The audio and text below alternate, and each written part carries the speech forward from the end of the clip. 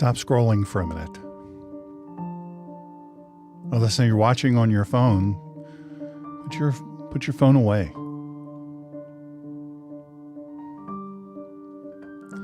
Right now. Not later, right now.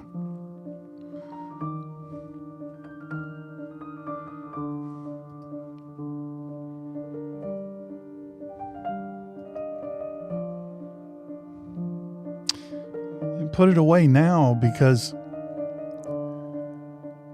the voice that filled your mind today might already be shaping the person you're becoming tomorrow.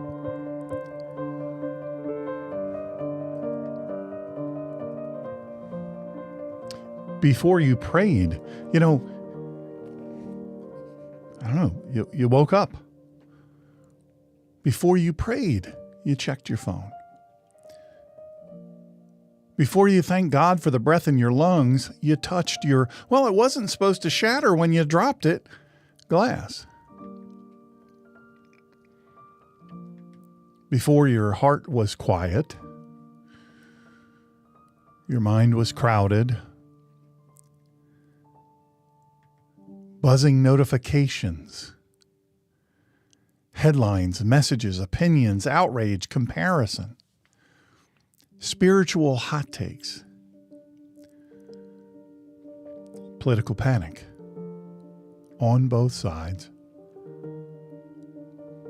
somebody else's emergency, somebody else's victory lap, somebody else's perfectly filtered life. And here's the question that cuts deeper than most believers even ever want to admit.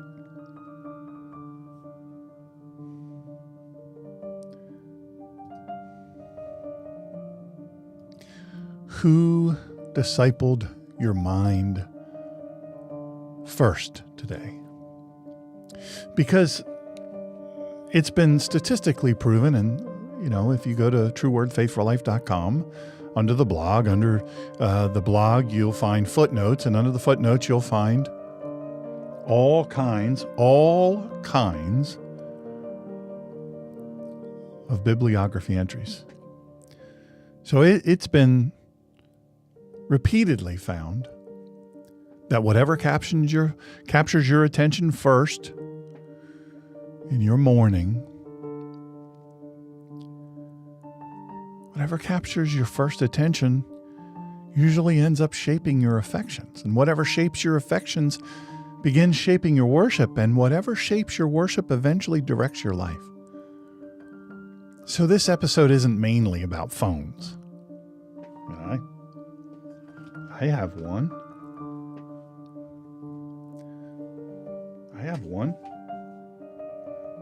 I don't think I'm exempt. I don't think I'm any better than anyone. I have one. Whatever shapes your worship eventually directs your life. So I didn't say directs your next hour, your next 10 minutes. I mean your whole life. So it's not about smartphones. It isn't even mainly about the apps you have on your smartphones. It isn't even mainly about social media. It is about lordship.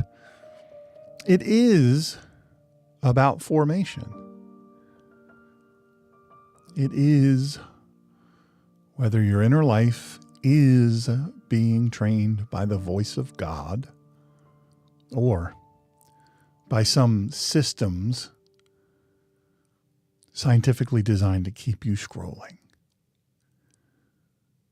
I've got to ask you a very honest question. I had to ask myself it first. Who gets your first attention most mornings? The Bible or your feed? Comment down below. I really want to hear your answer. This episode is brought to you by my book, True Word Faith for Life. If you want to understand the Bible through its Hebraic worldview and ancient Near Eastern context in a real plain spoken way, This book will help you see familiar passages in ways you may have never imagined previously. You can find it right now at truewordfaithforlife.com in the store section. So welcome back to the channel. This episode is going to hit home. Welcome everyone who is listening all across the different platforms. X didn't work and Instagram didn't work today, so we're rolling with it. Welcome to our True Word Faith for Life with Dr. Shawn friends, subscribers, followers on YouTube and Rumble, and welcome to the Facebook Live audience. We're so glad to have you. We're honored to have you. Welcome to our Twitch audience and LinkedIn and so many others.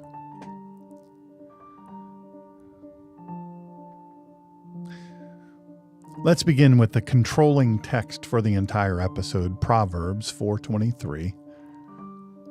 The English Standard Version, keep your heart with all vigilance, for from it flow the springs of life. Complete Jewish Study Bible, above everything else. Above everything else, guard your heart, for it is the source of life's consequences.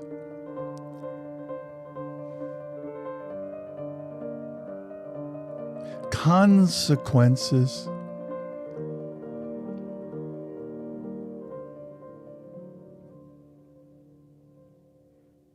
Anybody dealing with life's consequences out there?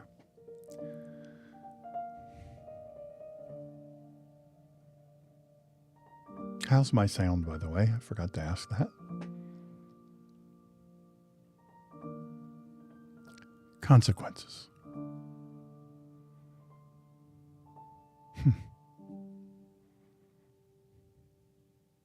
Consequences go far. Consequences come at great cost.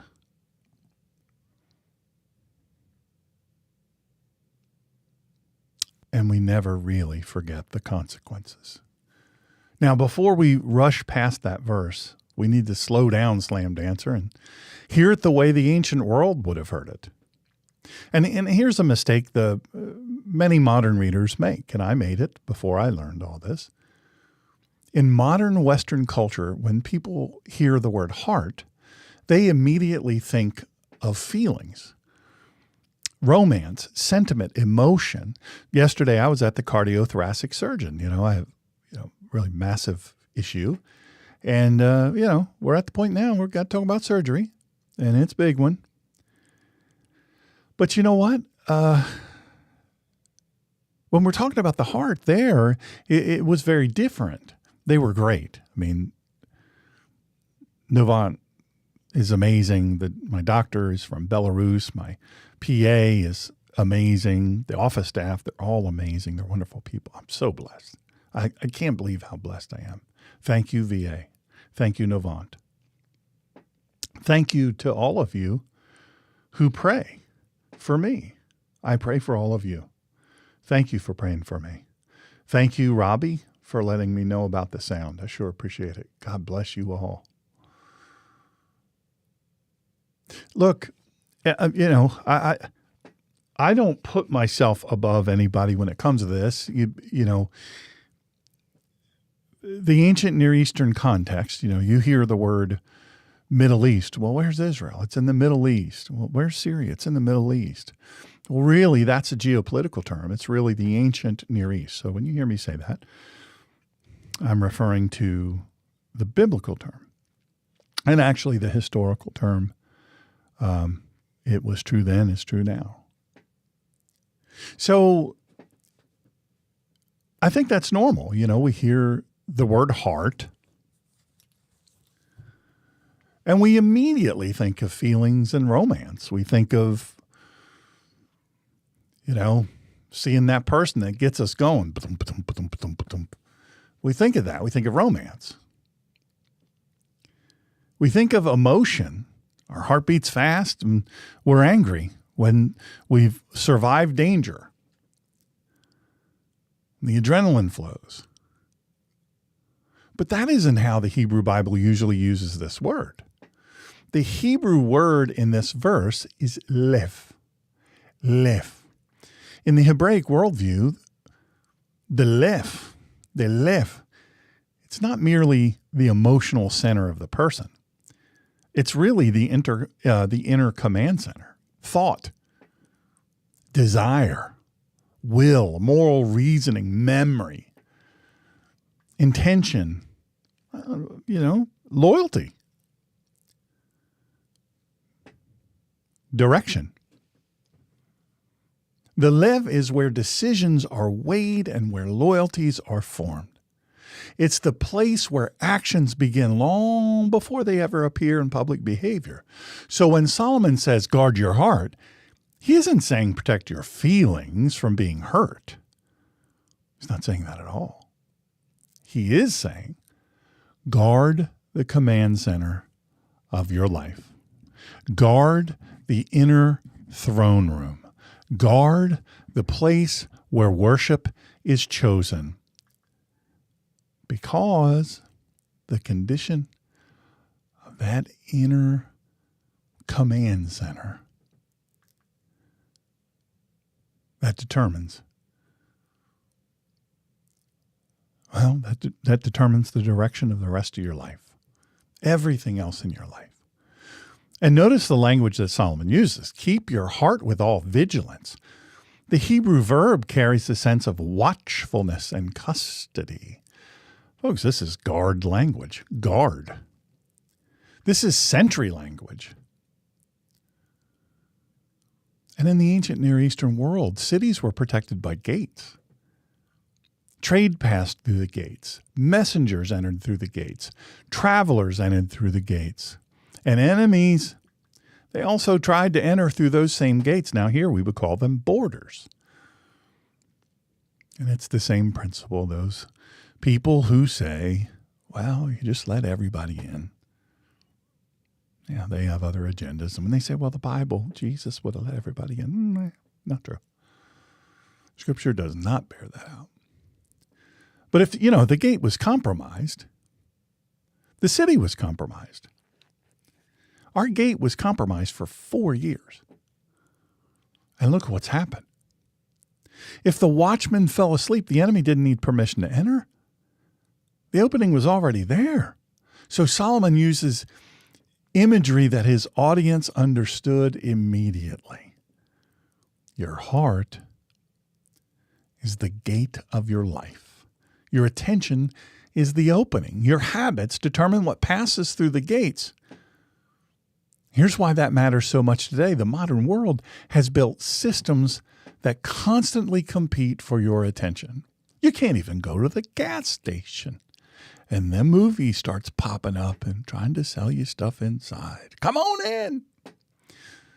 Join our reward club and we're going to give you a 7,500 ounce sugar drink. Good for you driving. We'll give you 40% off.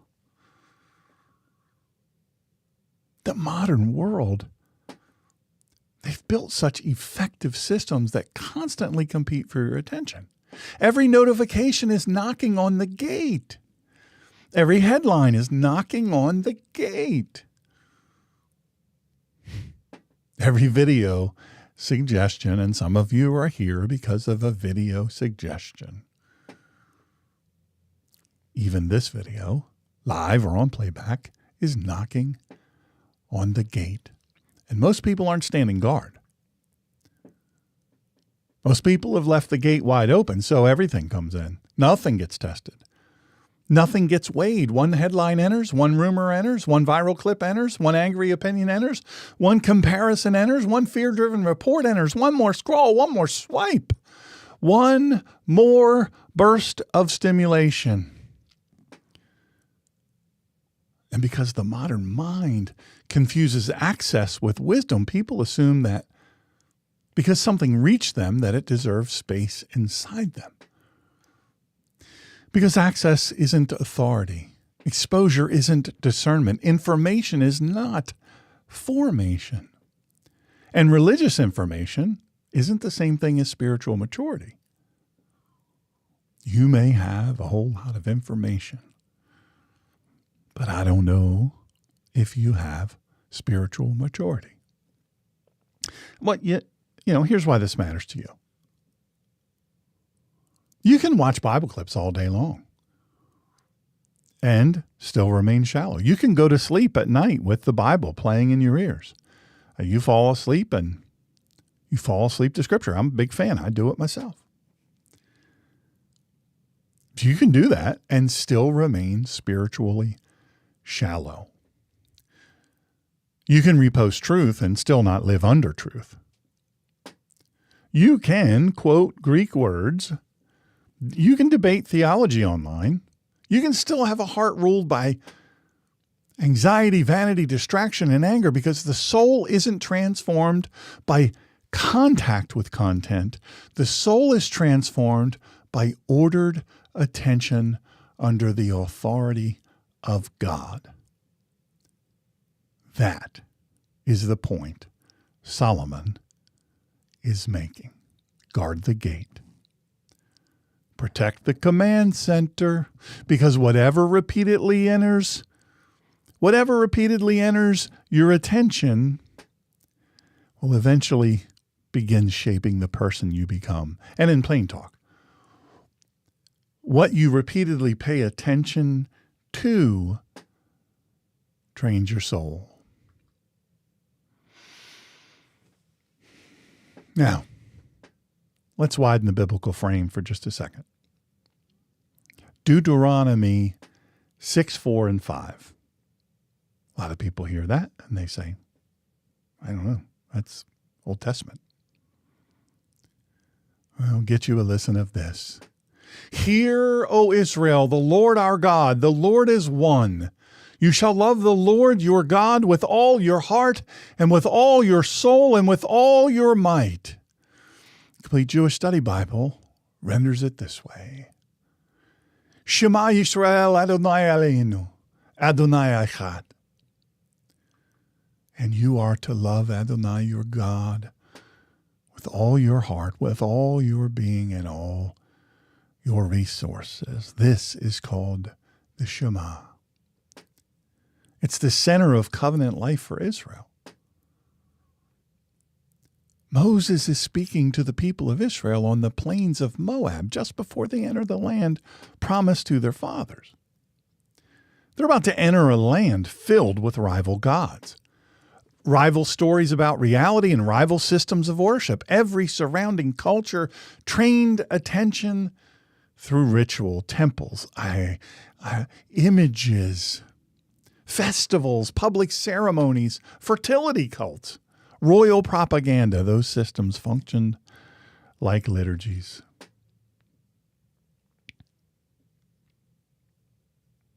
They trained attention. They trained imagination. They trained loyalty. So Moses begins with a command that's fundamentally about attention.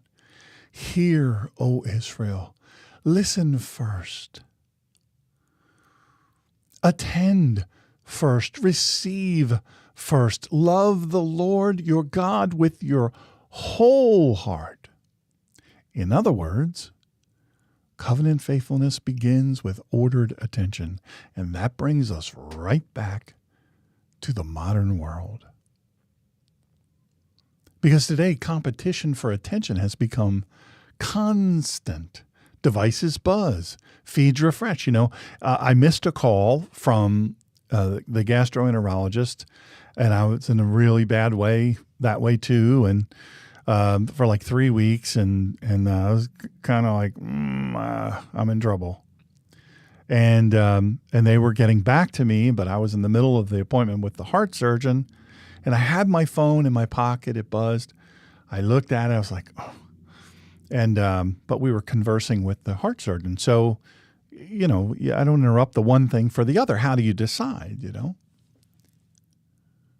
But But the thing buzzed, and I was, I left a message when we left there and waiting for them to call back. And it was really important because I don't want to pay phone tag. I really needed some direction quickly, game plan quickly. And so at dinner, I had dinner with my dear friend, Dr. Amy, and her husband, who was my new great friend, Steve. And we sat at dinner, and originally it was probably only going to be about 45 minutes to an hour, but it ended up being hours. I'll confess I did the most talking because I was excited. And I had to apologize. I said, normally I have my phone put away and shut off. The only thing that comes through are my children, And obviously I always answer when they call. So devices buzz, they light up, and I felt bad because it's distracting. I hate being that guy.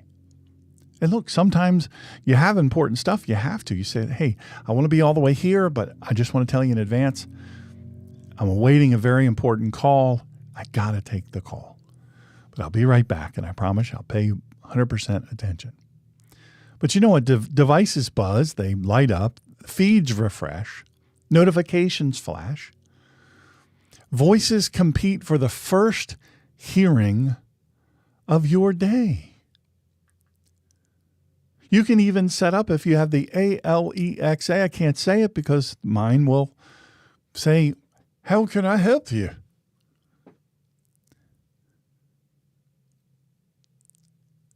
You can even set that up whatever time in the morning. You can have that set up, or he or she, whichever voice you've chosen, whichever personality you've chosen, they'll wake you up. They'll say nice things to you. They'll start with soothing music and gently raise the volume. It's a great thing. But that's also competing for your first communication of the day. So the crisis, I'll say broadly believers face today, because I see people now and I think, not because of behavior. I don't think because, they don't have the right haircut. They don't have this. They don't have that. It's none of that at all. It's none of that at all. For me, it used to be. That was the measuring stick. It wasn't how perfect you are. I am uber flawed. Even though I don't know how to call an Uber, I am uber flawed. And anyone that's close with me knows that. Listen, you talk about great friends. I say it all the time. I'm blessed to have great friends. Some of my friends over the years that I thought were my very closest friends, didn't prove to be the case. They are what they are. The value exchange, the currency exchange is off a little bit, or a lot. But these friends, they cared so much about me. They knew I was going to the cardiothoracic surgeon. They know what's up. I've been knowing one of them since I was 13, if you're listening. And the other, I don't know. Don't even know if I see it. Well, Jerry, I've been knowing Jerry most of my life too. And ironically, Jerry ended up marrying Myra. And I'm happy about that because I love Jerry and I love Myra. And they're great friends. They're incredible friends. And they knew I was going to this thing. So Myra sent a message saying, hey, are you still up? Are you up for a call? Because they didn't want to wait to find out what happened. And of course, we went straight from there to dinner. So I didn't have a chance to, update anybody, the ones that care. There's a whole bunch of others that they don't care. I thought they did, but they don't.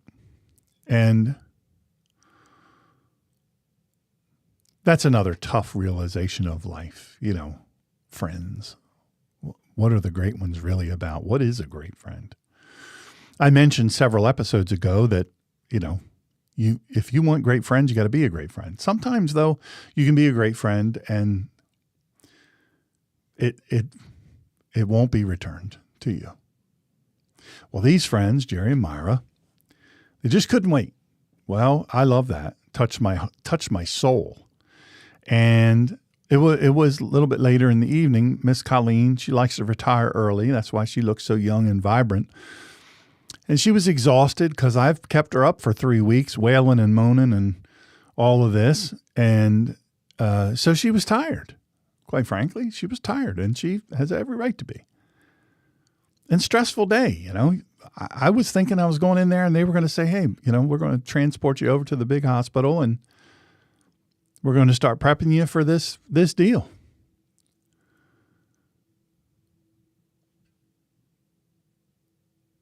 And I talked to Jerry and Myra. Well, I talked at dinner probably for every bit of it. Dr. Amy, if you're listening, Steve, if you're listening, you can probably verify. I was so happy, and I was happy to be with them. You know, Dr. Amy has been unbelievable for me. And from the first moment I walked into her office, she was my endocrinologist when I was first diagnosed. And, you know, serious, heavy stuff. But yet she was very professional and friendly, and she listened to everything, and she took great notes, and she's kind and compassionate. And I said, we're going to be friends. And that's tricky, you know, your doctor, you know, we're going to be friends. And we are. And now her and her husband and me and Miss Colleen are going to be friends. Well, here's the point.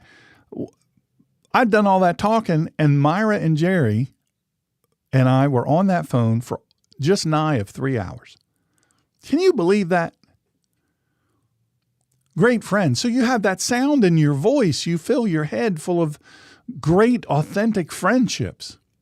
And they're beautiful things. And really and truly, those voices compete for your attention.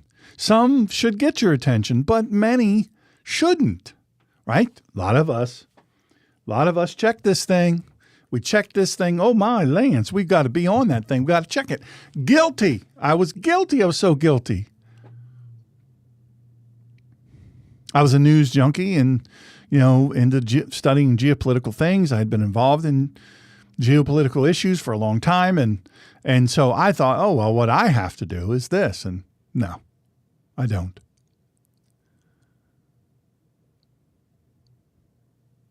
And I've said the 24-hour news cycle is in a way a good thing, but in a whole nother way, it's unhealthy. And they, by the way, they know it's unhealthy. By the way, they know they have to compete with your attention. But you say, well, why don't they have people on for longer than 4 to 7 minutes? I remember the first time I interviewed Dr. Sebastian Gorka. I don't know if you know who he is. When I had my show, God and Country, The Collision of Faith and Politics, much bigger, you know, millions of people listened. And I had him on the show. I think I've interviewed him twice. And his people said, look, you can have him for 7 minutes. 47 minutes later, he is sitting in the chair at Fox, the makeup chair at Fox, and he goes, hey, brother, I'm in the makeup chair. I'm about to go live on Fox.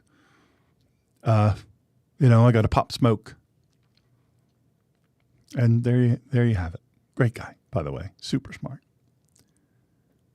And he'll even tell you, well, there's a reason why. The system, they know this is why shorts, you know, and reels sell better. They hit better than long form podcasts like what I do.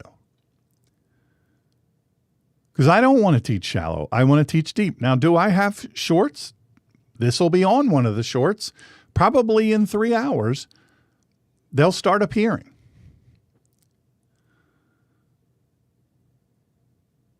But they do the news cycle that way because people's attention, their attention spans, their ability to pay attention for longer than just a few minutes has completely delaminated. By the way, hi, Brian McCarthy. Man, so good. It's such an honor to have you listen. Truly an honor. It's an honor to have all y'all listen. Brian is a great guy. He's been following me for a long time, and I appreciate him. I appreciate the thought that he puts into things that he does and the passion, of course, but also he pays attention. He makes sure he's thoughtful. And that's what I'm encouraging here. I'm encouraging with your spiritual life. Don't give your attention away first thing in the day to all those other things. Let the last thing at night be Adonai Elohim.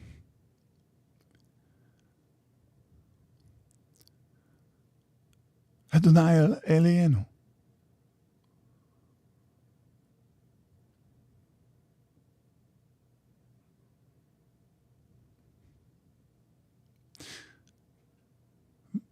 Those voices, all of those voices compete. I use the term first hearing, right? It's almost like you go into a courtroom, prosecute your day. You start off, you're still in bed. You reach over, you grab your phone. You wake up in the middle of the night, you grab your phone. You say, oh, I can't sleep. I want to see what's going on. Testify. By the way, True Word, Faith for Life. You'll see it up there, scrolling. It's look, I spend probably 30 hours on each blog post and study guide. It's a free resource to you. Take advantage of it. You can also, we have a player on there for audio only. If you don't look at this mug, I don't blame you. Just listen to my voice. You don't have to see my face. So we have a player on there, and latest episodes are on there. And, we're also on Buzzsprout. We're all over 30-some different outlets. The one that you like, whether it's Spotify or iHeartRadio or Apple Music, whatever the case may be, just click on follow. Maybe give a little review. It's easy, and it's free. It costs you nothing. The benefit to us is incredible. So the crisis so many face today, it isn't even that we act like we're just so much busier than the generations before us. We act like, we're just so busy. Now I will tell you, families there was generations in a household. And, when kids were thinking about getting married, they came and they lived with mom and dad, and they got their, and maybe even after they got married for a little while, save up for a house, save up for an apartment. And it was good. Multi-generational households. Grandma. In some cases, I know some friends, their great grandma. One in my own family, their grandma, great grandma, and their great aunt lived with them. And when they died off, one by one, the devastation, the vacuum was immense. And those people didn't live in giant houses. They just had giant hearts. People aren't more busy today. I hear that, and I have to chuckle. It's that they're hearing, what they're hearing is being hijacked. Their loves are being redirected. Their imagination is being colonized by systems that they don't fear God, and they don't care what kind of soul they leave behind as long as the engagement stays high. And in plain English, whoever trains your attention begins training your worship. Now, let me say, you see on the thumbnail, someone I dearly and devastatingly miss, Freedom, Charlie Kirk. This is not the shirt he was wearing when he was murdered, but came from the same place, same. And I have up there on the thumbnail, Charlie on one side, goofy old me on the other. I met him when he was young, 19 years old. And I'm going to read through it again. My wife and I are reading Stop in the Name of God. Reclaiming time.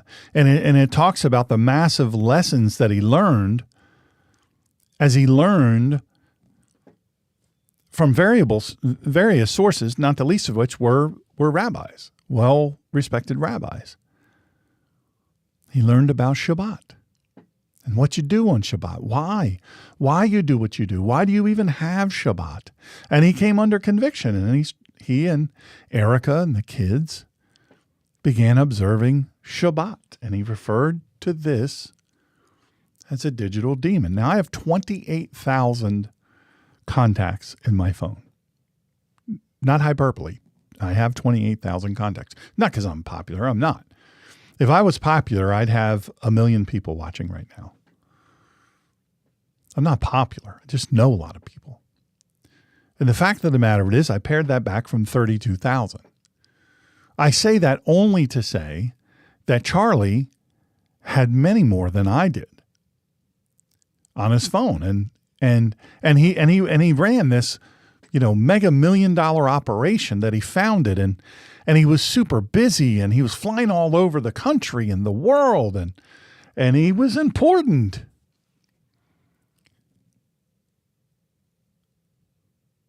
And people were trying to get his attention.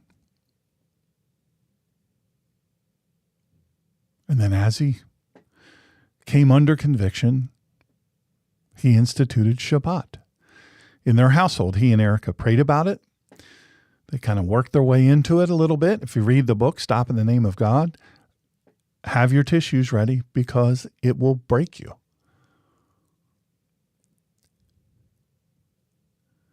He said it was the best thing they ever did. He said, in the case of an emergency, a true emergency, there was a special phone that they had set aside that it would vibrate if there was a super serious emergency like a tornado or something like that, something, a fire, whatever. They would get that. That's where this sermon idea came from, because I looked at it and I said, man, I've run businesses off of that.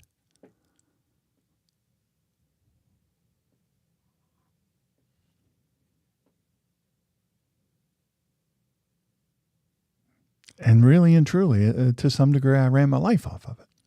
And I'll tell you this, just to be fair, I have 27,000, I think 252 or 352 books on there. I have them on my computer. I have, deep interlinears and Hebrew Greek studies and you name it. I mean, it's on there. I still prefer the actual Bible in my hands, and I still prefer the actual systematic theologies and expository dictionaries and all of it. I like having a book in my hand, but I don't have the room. And what's going to happen to them when I leave this earth? I told you guys last week about Mooseworks. She's not an official sponsor or anything like that. It's just, I love her work. I love her mindset. Melissa at Mooseworks Bible. She's in Connecticut. She's on this thing. You all know about it. I barely know about it, called Etsy, E-T-S-Y. And people would say, talk about Etsy. I got it on Etsy. And I'm like, I don't know where is that place? But she's on Etsy. She has an Etsy store or shop or page or whatever you call them there. And she hand rebinds. She's an artisan.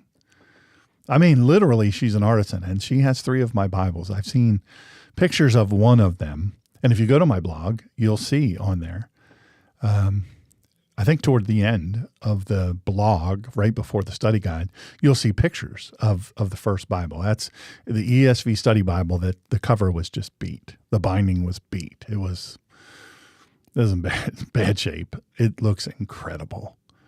She's an artist. She has all these different things. And, you guys hear me talk about Bibles. I love Bibles. I'm a Bible nerd. I love collecting them. And they're all going to go to the people I love the most, that mean the most to me when I die. And I want it to last for generations. Well, she's the one. She's not the only one that does this. She's the only one that I chose out of all of the ones that do it. Mooseworks Bible. Melissa at Mooseworks Bible on Etsy. You can't go wrong. Lovely human being. So let's name first the digital demon. The first one. I'm going to give you several. I like giving you multiple things. I like giving you your money's worth, quite frankly. I often feel guilty. People say, well, why don't you just do 20-minute, teachings like the rest, and it'll be a lot easier on you and more people will listen. God didn't call me to that. He didn't. He didn't call me that. I very clearly know what he called me to, and it's this way.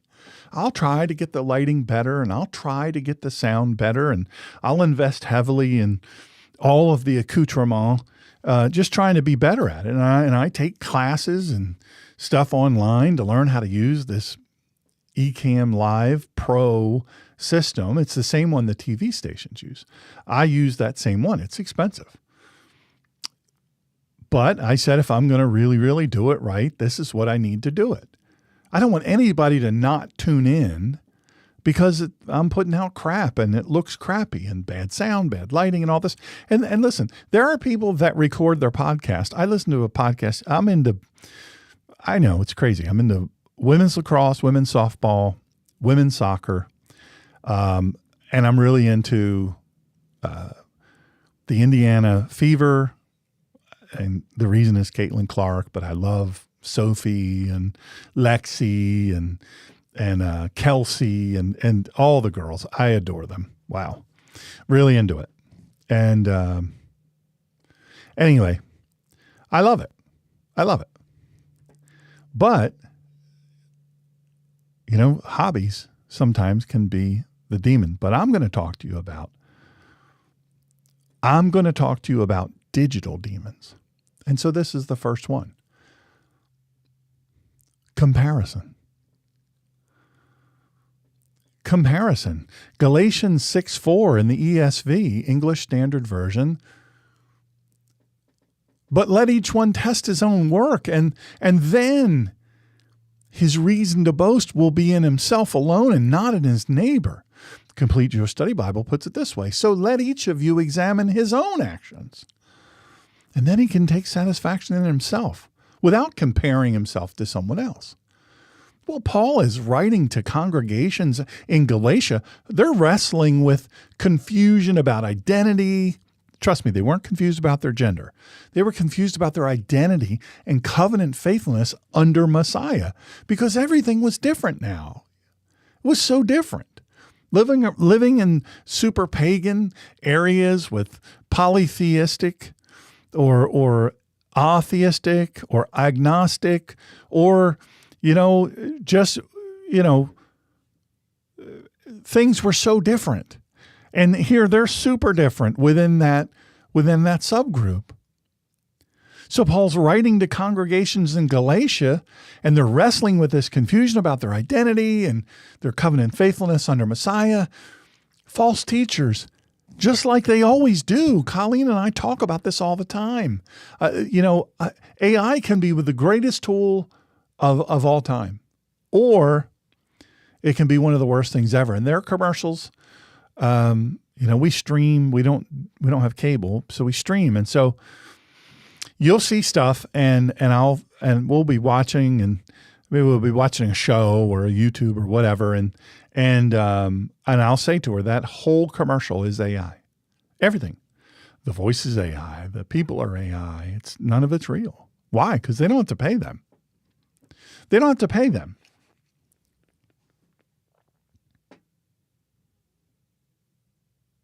The old joke is, why is the Bible the most profitable thing to print, and why are so many publishers printing so many different ones, and why is there every 10 seconds a new type of Bible coming out? Well, it's because you don't have to pay royalties.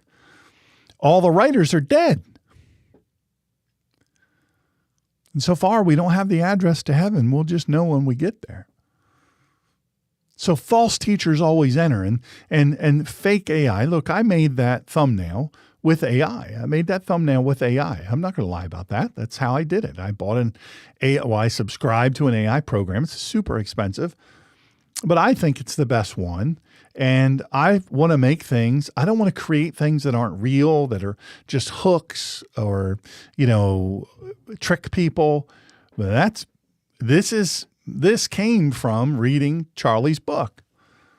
And that's me, of course, smiling. I was fatter then. In one of my favorite shirts. And there's a Bible glowing. And there's all the digital noise behind our heads. And which will we choose? Charlie Kirk's final warning about your soul. And you know what? False teachers. In many forms, AI, like I said, we need to redeem AI for the kingdom. That's what I'm trying to do. Best I can. AI is just one of the things.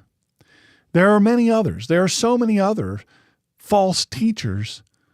There are podcasters. Look, I've said it before. I'm unapologetic about Tucker Carlson and Candace Owens. Candace, I hope she loses everything. I hope that eventually, when the trial happens and she's made to look like a fool, grifter, liar, criminal, demon that she is, literally, not figuratively, I hope that she's shunned by society. And I hope that TPUSA and all the people individually, including, I hope the Kirk children, their entire lives are covered through selling off everything that Candace Owens has ever owned. And same with Tucker. But Candace is just on another level. The fact of the matter is she's a false teacher. She's a liar, and so is Tucker. And so are so many. That's why, I scan, my wife says, well, you're addicted to YouTubes. I scan many different channels just looking for, trying to understand what is it that draws people to a certain channel. Is it the lighting? Is it the sound? Is it the, and I've settled on it. What darn sure isn't the content, because some of the most popular YouTube channels, I watch them and I think, you got to be kidding me. You have got to be kidding me. This is the most popular. This is insane. This is terrible. And it's all false. And trust me, they know it's made up. There's one real famous one with, an interesting history, and I honor him for his service, many different types of service. But, people say, well, he's got almost 4 million viewers, 4 million subscribers. It's got to be true. No, I did an episode, well back. They're all free, by the way. You watch them. Where I talked about that. I said, hey, somebody said to me, well, it's on his channel. So, and I follow him and I like his stuff. So it's got to be true. Why? Well, because he's got 4 million viewers almost. And I said, number of viewers or subscribers has nothing. It has no correlation to truth or deception. None whatsoever. And you know what? Telling the truth should be every bit as popular as not being truthful. But false teachers are real. They're here. And there's a little thing called bots. And I did a post today, and I answered Brian McCarthy on Facebook, and I did a response to one of his posts, and I talked about bots, and they're real. They're real in countries like Iran, big purveyors of them. They're huge cyber hackers. They're huge. Trillions and trillions of dollars they steal from the American people and people all over the world. And they don't even know where it's coming from. In the form of bank fraud, in the form of any number of things. China, just as bad. Pakistan, India, Russia, and even Ukraine was a big center of it. They're a form of false teacher. And in here in Galatia, they had entered the community and they were trying to redefine the status within the people of God. And that's a big deal. It's a big deal then. It's a big deal now. In the first century Mediterranean world, social life operated through honor and shame systems. You may not like that word shame, but shame is real and it's very effective. Don't body shame me, Don't gender shame me. I don't know, whatever. There's a million of them. Reputation mattered deeply, just like it used to matter here. Public recognition determined status. Where you stood in the eyes of others shaped opportunity, influence, and belonging. Now, that can go two ways. I just talked about a particular person. Not everything that he puts on there is false, but so many things are just categorically wrong. You know, Tucker Carlson, he has millions of followers, and he has people on there that say things they confirm as bias. And people click on like and share and all those things that I ask you to do. And it's a lie. It's categorically, provably a lie. And he'll finish a statement that's an absolute lie that he knows is a lie. He knows it's a lie, but he knows it'll get clicks, and he'll say, fact. I mean, that's just a fact. Everybody knows it. Come on. You're talking about life and death stuff here. Now, I want you to pause for a minute. I want you to look at what modern social media has recreated. It's a digital honor system. Followers become status signals. I watch this guy named Peter Santinello. I love his work. He tends to try to be as unbiased as he can. He goes to different places all over the country. He used to go to different places all over the world before the war. He's married to a woman from Ukraine, a Ukrainian woman, and they now live in Florida. And so he does his thing, and he's fantastic. He really is good. Do I agree with everything he says? No. But I'd have lunch with him. I'd have dinner with him. I'd hang out with him. Absolutely. I don't have to agree with everything. But you know, the digital honor system, he has millions and millions of viewers. And you can watch the look on people's face. I follow this other guy named Bald and Bankrupt and then also Harold Balder, Geraldo. And I just love their work. And they have millions and millions of followers. And they're really travel bloggers, travel, YouTubers. And the fact of the matter of it is, they'll walk into a place and say, hey, can I tell people I'm going to have dinner here?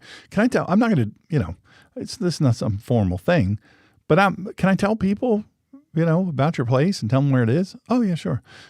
Would you be willing to give me a link? Yeah, whatever. Okay, whatever. And then you can see them, doing this deal. Trust me, everybody knows you're doing it. What'd you say? What'd you say your name was? What'd you say your name? Oh, okay, come on in. And none of them want special treatment. They want the treatment you would get if you came in. But you can see the wheels change because influence. It's a digital honor system. Followers become status signals. Like, I would even call likes applause tokens. Shares amplify visibility. It's just a fact. It's just real. That's why I say like and share, subscribe. I say it all the time. Comments become approval or they become an attempt at humiliation. And sometimes young people or unfortunately emotionally troubled people or people at a particularly weak period in their life, they're emotionally struggling at a particular point. They're vulnerable, and they do themselves in over comments of people they've never met, never will meet. And those people wouldn't talk to them that way if they did meet them. But it's become so important. I mean, it has become so important to so many people, and it's tragic. But that's what it is. Likes become applause token. Shares amplify visibility. Comments become approval or they become humiliation. People begin measuring their world inside a system that was never designed to produce holiness. You see somebody else's marriage. You see somebody else's ministry, somebody else's platform, somebody else's vacation, somebody else's body, somebody else's house. Somebody else's quiet time that somehow looks like it was photographed by a professional lighting team and angels holding reflectors. And suddenly,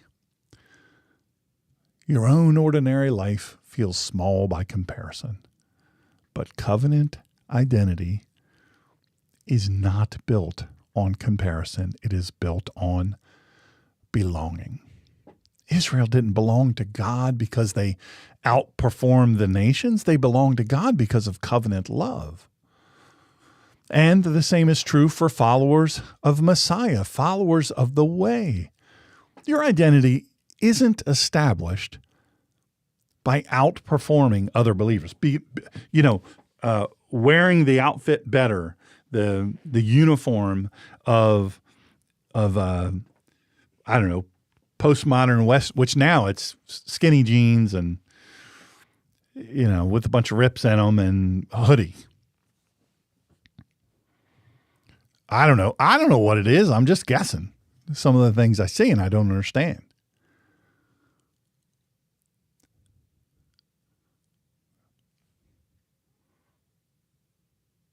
Our identity in Christ.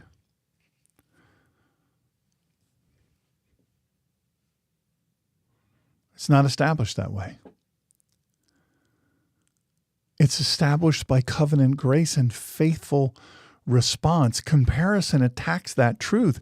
Comparison whispers that your life only matters only if it measures well next to somebody else's. The gospel says something very different. Faithfulness before God is what matters. One path produces anxiety, the other produces stability. One path forces you to stare sideways at everybody else. The other teaches you to walk upright before the Lord, not some pious, I'm better than you way. But every day, believers fall down and they get up. That's the only difference. Saints are just sinners that fall down and they get up. So let me ask you another honest question. Have you ever finished scrolling and felt like your own life looked less meaningful than maybe it did 10 minutes before? If you have, you're not alone. That's not discernment. That's comparison quietly discipling your soul. And millions of people experience that every single day without recognizing what's happening. And I can tell you, I'll be real with you. I don't go to pastors' conferences anymore unless I'm the keynote speaker. That sounds so arrogant, but here's why. Because everyone that I've ever attended, all you hear before the sessions begin or the conference begins is a bunch of comparison, a bunch of people outdoing each other with Bible buzz phrases and catchphrases and bumper sticker stuff. And then when you start talking to them, the Lord, Lord's really blessed me with, we were a small thing, I started it. Well, me and my lovely wife over there, she's a Proverbs 31 woman. And, the Lord just, for whatever reason, chose to grow it. And we've been just delighted to see it grow from, just me and her and our two kids and to, now we were running, we have multiple services. And then you know what they want to happen? They want you to ask, how many services do you have? Now this is don't worry, I'm not dying, but my little alarm went off and I have the things to take care of it. No worries. It just hasn't caught up to my blood sugar. Anyway, just kidding, joking. Anyway, so they'll, then the conversation will go, and the other guy's hoping that the one person they're talking to, which they know they have more people in their congregation than the other person does. And so, bless the Lord, praise the Lord. Yes, amen. Well, they're just waiting for the other person to say, well, how about you? How's the Lord blessed you? That's just a way they use to say, okay, and how about you? What are your numbers?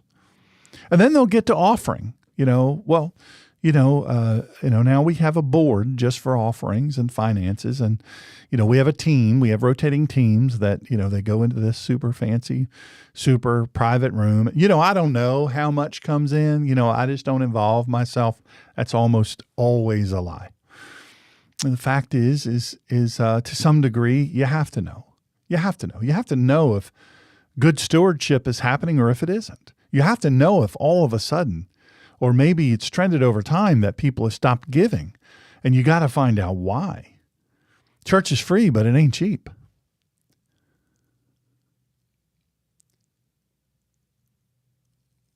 Millions of people, millions of people experience that similar thing every single day without even recognizing what's happening to them.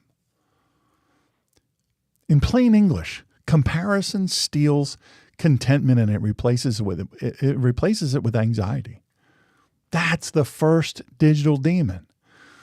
And it's shaping hearts every day through nothing more dramatic than a glowing screen and a restless thumb.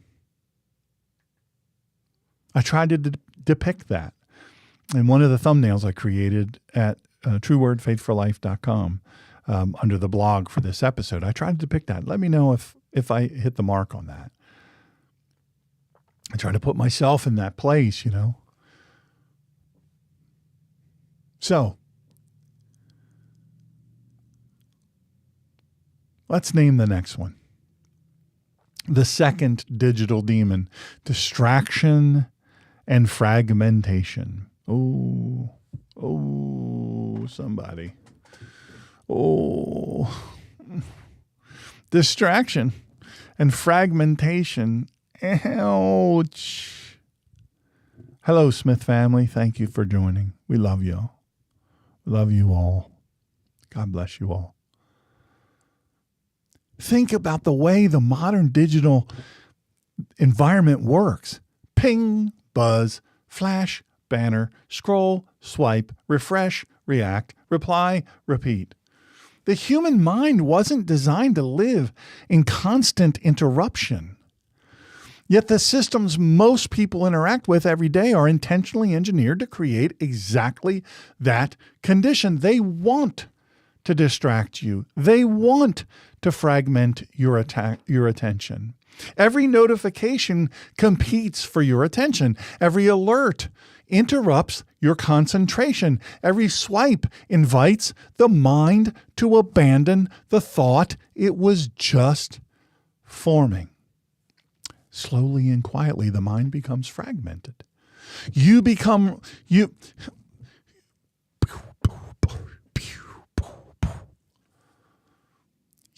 reading something, I don't know, meaningful. Maybe it'll happen when you read my blog. Maybe. I don't think I'm immune to it. I don't know why you would be. And I don't think my stuff, I don't know why, why it wouldn't. You start reading this really intense thing and you're really reading something meaningful, not just if I wrote it, but anybody. But then you jump to something else. You begin thinking deeply, and then a notification breaks that train of thought. You sit down to pray. Oh, this happens a lot. I'm going to do a series on prayer. And look, you're going to think it's going to be easy peasy and super sweet. No, it's not.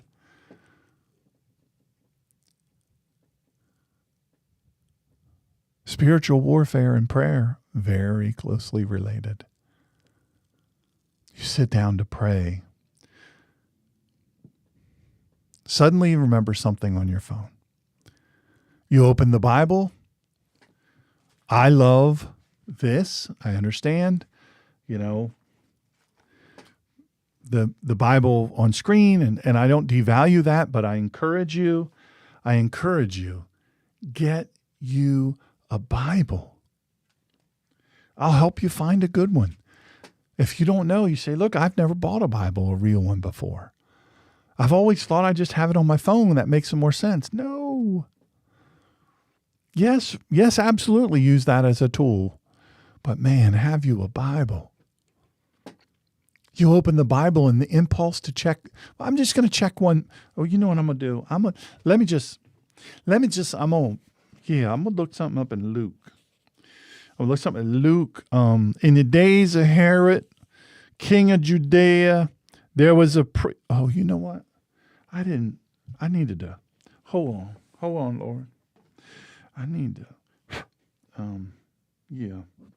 Let me look. Oh, what's that? I got a notification. Okay. Oh, okay. There's a link there. Oh, okay. I'm gonna follow. I'm gonna click on like. Oh, this other person follow. I'm gonna see what they about.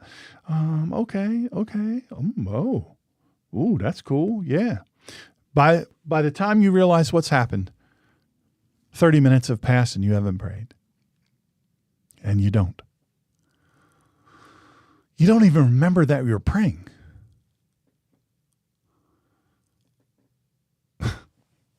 Look, that result isn't merely inconvenience. That is the result. The result right there is intentional. And it's the training of a divided mind. And a divided mind, it struggles to listen deeply. Here's why that matters to you. Look, I say it a lot. And no shade on anybody. No shade on anybody. I'm not throwing rocks at you. People want to subscribe to me and follow and share and all that stuff. It's up to them. It's free world. Joe Rogan he did a 5-hour podcast. Miss Sharon said, you'll end up on Harrods Department Store's website. Amen. Oh, they'll get you if they can. And they're spending a whole lot of money to figure out the best way to get your attention. Look here.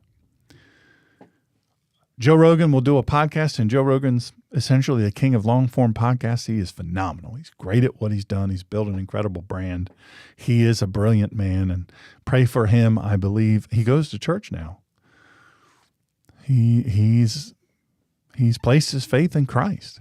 I mean, I prayed for that for years. He's still asking questions. He still wants to learn.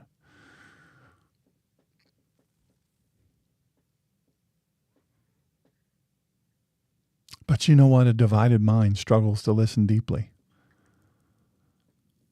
I'm not able to have big stars on my show. You know, I know a lot of very well-known people, but I am not going to use our relationship to be, hey, we come on my show. And I think a lot of people don't. Look, I was a frequent guest on another podcast, and that person knew that I have a lot of famous friends, and they said, hey, get a hold of your friends and we'll interview them on my podcast. And I had to explain, after a while, I said, well, first of all, no, I'm not doing that. That's not ever going to happen. And the reason it's not going to happen is I don't agree with a lot of what you say, and you're still feeling your way out here as in what you believe and your orthopraxis and some of the things that you're focused on. I'm not focused on that. And I don't want to bring somebody into that. But the other thing is, you have to understand, even good friends who you've been with them through some tough things, most of them say, yeah, I'll help you out. Instead of, $300,000 for 20 minutes, I'll do it for $150 for you. I'll give you 50% off. And I know, I know you're probably like, what? Yeah. For them to put their shoulder behind you, they'll need to be an investor, they would say. That's just reality. It's just how it works. Look, a divided mind, it struggles to listen deeply. I do my dead level best to structure these in a way that are easier to understand, but they're thicker. There's a lot of meat to them. But here's why this matters to you. Many believers today, they say prayer feels harder than it used to. I get it. Stillness feels uncomfortable. Be still and know that I am God. That feels very uncomfortable to this modern world that has to fill every second. People are shocked when I go places and they're like, aren't you going to put this on Instagram? Aren't you going to put this on your Instagram? Aren't you going to put this on your Facebook? Aren't you going to post this on X? No. I want to be here. I'm here with people I care about. I'm watching something I love. No, I'm seeing it. I want to see it and feel it and smell it. And, I love, I know it's the redneck in me. I love auto racing, but I really love sprint car racing. Good lands. I love me some sprint car racing. Winged, oval, sprint car racing. Good lands. That's fun, but you're going to get dirty. You're going to get so dirty. Mud is going to be, you park a mile away. I used to go to this place with my buddy Chuck Ewing. God bless him. I love that dude. And I grew up with him. And so we would drive in and we would always go to Hoss's. None of these, I don't even know if they're still in business. I know Williams Grove is still in business, but I don't know if Hoss's still is. But that's what we always do, long drive. He'd pick me up. It was on the way, and we'd go to Hoss's and we'd eat, and then we go on up to Williams Grove, and that place is amazing. And he was the guy that took me a first sprint car race. First race I ever went to was his father, God rest his soul, carried him and me to it. And I'm going to say, he said, you're never going to believe this. I'm going to try to explain it to you. I said, Chuck, I've seen racing before. Come on. I've seen racing before. I've seen racing with you. He goes, I know, but trust me when I tell you, you're not going to believe this. And we stood right at the first turn and, the stands were packed. There were thousands of people there. And we got in with our ticket and we stood there and there were people with ladders and all this stuff. And I'm like, people with goggles. And, I did bring hearing protection because he said, it's loud. I knew it was because I've been to races, but never sprint car. And these things have so much power, and they just weigh just over 1,000 pounds. I mean, they have over 1,000 horsepower, and they go 150, 60, 70 miles an hour turning on dirt. Kid you not. And I almost dove out of the way the first time they came in to turn one, that very first time. I almost dove out of the way. And every race I've ever seen in person, I want to take Miss Colleen, and I'd love to take my son and anybody wants to go. I'd love for you to see it. It's just amazing. You just can't believe it. How is that possible? Same with IndyCar and Formula One. The downforce is unreal. Then they go around turns that we'd have to slow down to 15 miles an hour. They're going 140 miles an hour. I kid you not. But I never once took out my phone. I'd love to have memories of it. I'd love to have pictures of me and Chuck and of all those times. I'd love to have, especially his dad. His dad was such a sweet man. He was so kind and so sweet, and how lovely of him to take some punk, snotty-nosed kid to the car races. I'd love to have that. But you know what I have? Even with my brain injury, I look back, I don't remember everything. Some whole decades. There are decades I just don't remember. It's brain injuries are that way. But I remember how much I loved it, and how much I loved my friend and his dad. And I remember Mrs. Ewing when she would look out the window, okay, boys. She'd always say, okay, boys, have fun. She'd always pack us snacks and cute little sandwiches, and it was just wonderful. And those memories are beautiful. I used to carry my family to the sprint cars. They were micro sprints in Newcastle, Delaware. And some of my church people from my Kehillah, they said, we can't believe that Dr. Shawn Greener runs up into a little thing like dirt car. I say all that to say this. I never have my phone out. If I see people with their phones, I don't care. I want to be there. I want to experience it all. One of my favorite pictures is right behind on my teleprompter there. And it's on my screens, most of my screens. And it's my little first grandchild. I had my head down on his little forehead, and he was messy because he had food and all that. And I leaned in and I put my head on his forehead. And all I was doing was just telling him how much I loved him. I said, Papa loves you. I wasn't doing anything fun or fancy or anything like that. And I didn't have my phone out. I just wanted to be close to him. And I wanted somehow to transfer that love and concept to this little tiny boy. And he reached out his little cute little hands that had stuff all over them and put them on my face. Oh my. Papa's heart sang, and I thought, sure would be nice to have a picture of that. Well, Miss Colleen, she was out of my view, didn't even know, and she clicked a picture of it for me, and I treasure it. But you know what? We're in this country, in this culture, we hate stillness. We hate it. It feels uncomfortable. Silence, some way or another, it feels unproductive.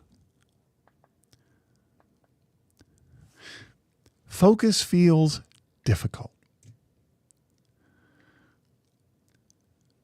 But that restlessness didn't appear out of nowhere. It was trained. Day after day, hour after hour, through habits of interruption.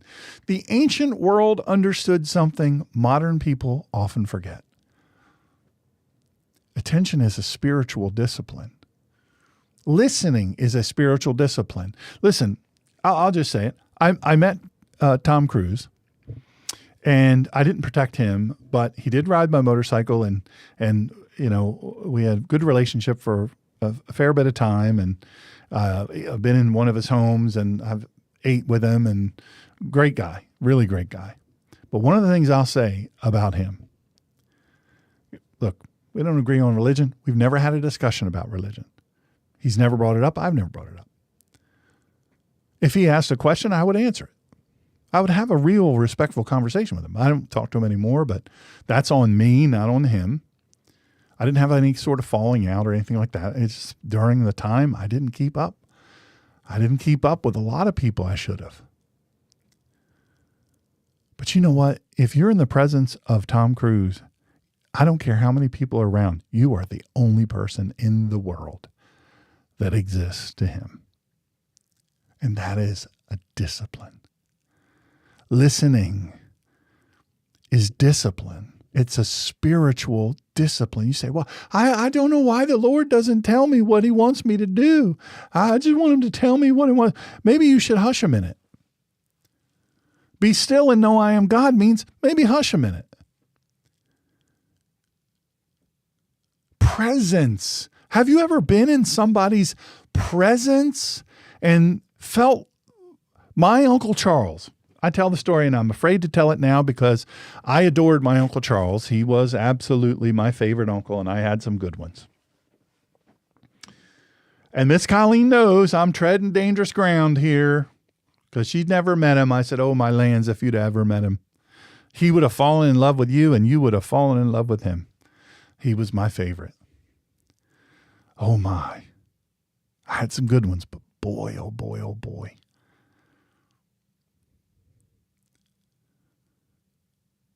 When you were in his presence. Oh. He used to pick me up when I would come home from the military. They lived up in Philadelphia. And I lived, a couple and a half hours from Philadelphia.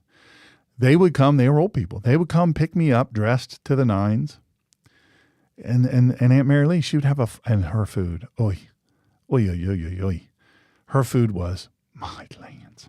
She'd have a full dinner with cakes and pies and all of this that she made that day. And it might be 3:00 in the morning when I landed because I'm coming from all over the world. And they'd always insist, oh, no, you come here. I'll pick you up and then we'll take you down the next day. 3:00 in the morning. We're having a full meal and cake and pies like you've never seen in your life. Aunt Mary Lee could cook. But Uncle Charles,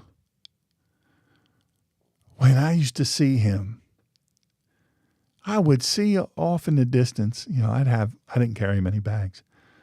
I carried one bag.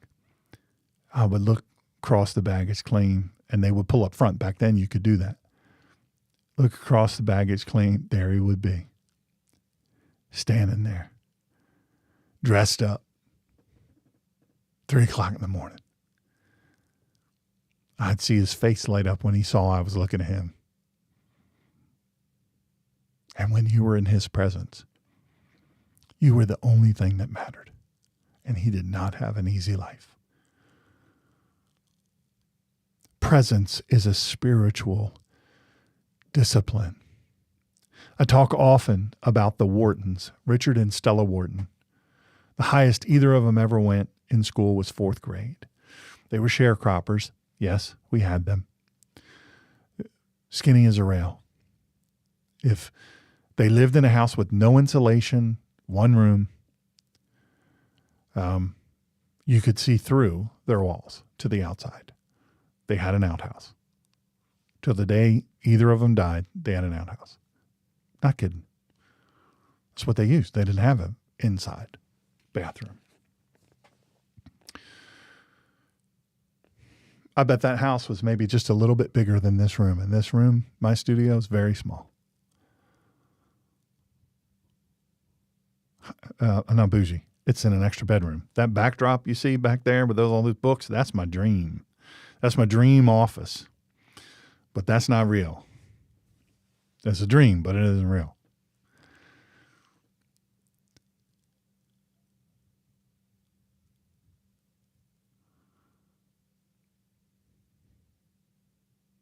Have you ever been with people that can't do anything for you? And Richard and Stella Wharton couldn't do a thing for me. They couldn't make me wealthier. I was just a kid. They couldn't make me, I thought, smarter. But I was wrong. Because when you were in their presence, they put on their one suit of clothes. If they knew we were coming, they put on their one suit of clothes and one of their 2 pairs of shoes, and their house was clean, but had a dirt floor. I know. You think, that's impossible. I'm telling you. This was late 60s, early 70s.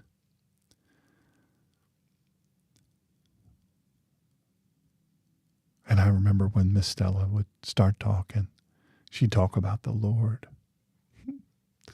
I would to God I would have love for God like her. I would to God I would have the knowledge of the heart of God like this little bitty, skinny, malnutritioned woman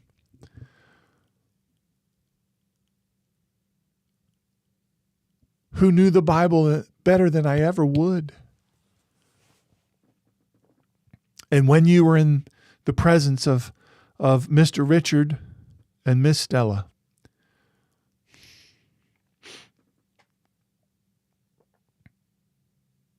the Lord was near. Presence. It's a spiritual discipline, folks. It's not by accident. All of those things are spiritual disciplines. And when those disciplines weaken, the inner life begins to shatter. Imagine sitting with a close friend in a quiet room. I have friends. I'll just tell you. I talked to them last night. 3 hours. We were 6 minutes, I think 6 minutes shy of 3 hours. Miss Colleen had gone to bed. And they said, is it still all right to call? I told you this. And those 3 hours for me went by super quickly. I did most of the talking. I don't know if you can imagine that. I have other friends. I'll just say it. John and Cindy. I adore these people. We've been friends for 30 plus years. I adore them. Cindy and John are some of the most accomplished people. Oh, I've been so lucky in my life to have such great friends. Oh, my lands. Bonnie and Mike. They've been on here. Bonnie and Mike have been on here. They tell their story. They're some of the most accomplished people. They're some of the busiest people I've ever met. Just when I say accomplished, I mean, woof. John and Cindy, same way. But when they're talking to you, you're the only thing. There are no distractions. I don't know if you have friends like that. I've been blessed with an embarrassment of riches in the friends department.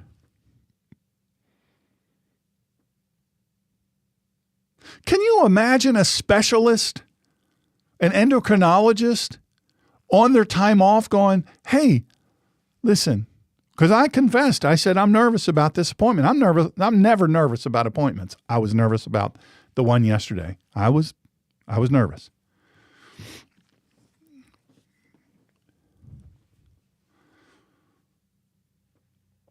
And she said, would you like me to go with you? Would you like me to drive you? Would you like me to take you? An accomplished, well-regarded endocrinologist, really good at her job, on her time off. I want you to imagine it. I don't want to just say this and it just flow out and bounce off your ears. Imagine sitting with a close friend you treasure in a quiet room. You talk and then you listen. You notice tone, expression, pauses.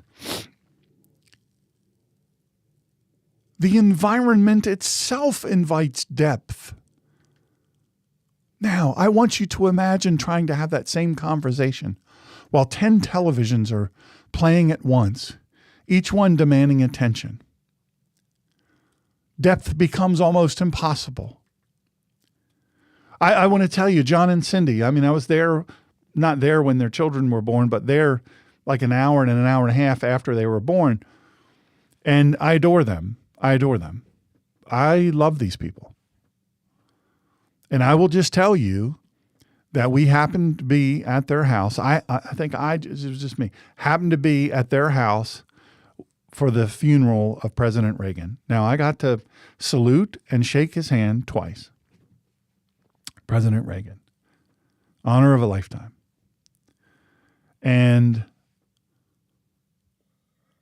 I must tell you, until the 45th and 47th president, I really thought he was one of the best ever. And he was, and he still is. I regard President Trump well into that category. And I'm not a guy that says that lightly, but I can tell you, when the funeral for President Reagan was on, I sat in their little sunken, beautiful home. They have an unreal home. And I remember watching it, and tears were streaming down all of our faces. And we were quiet.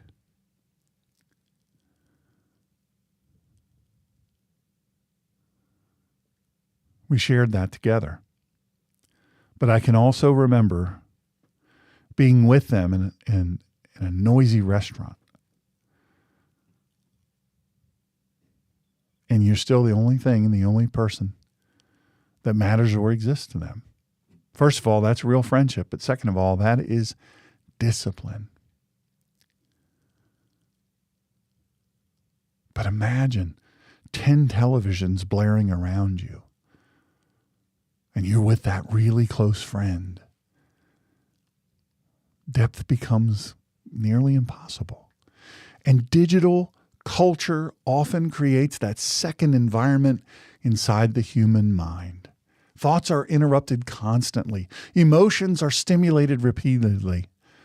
Attention rarely settles long enough to allow wisdom to grow. So here's the point.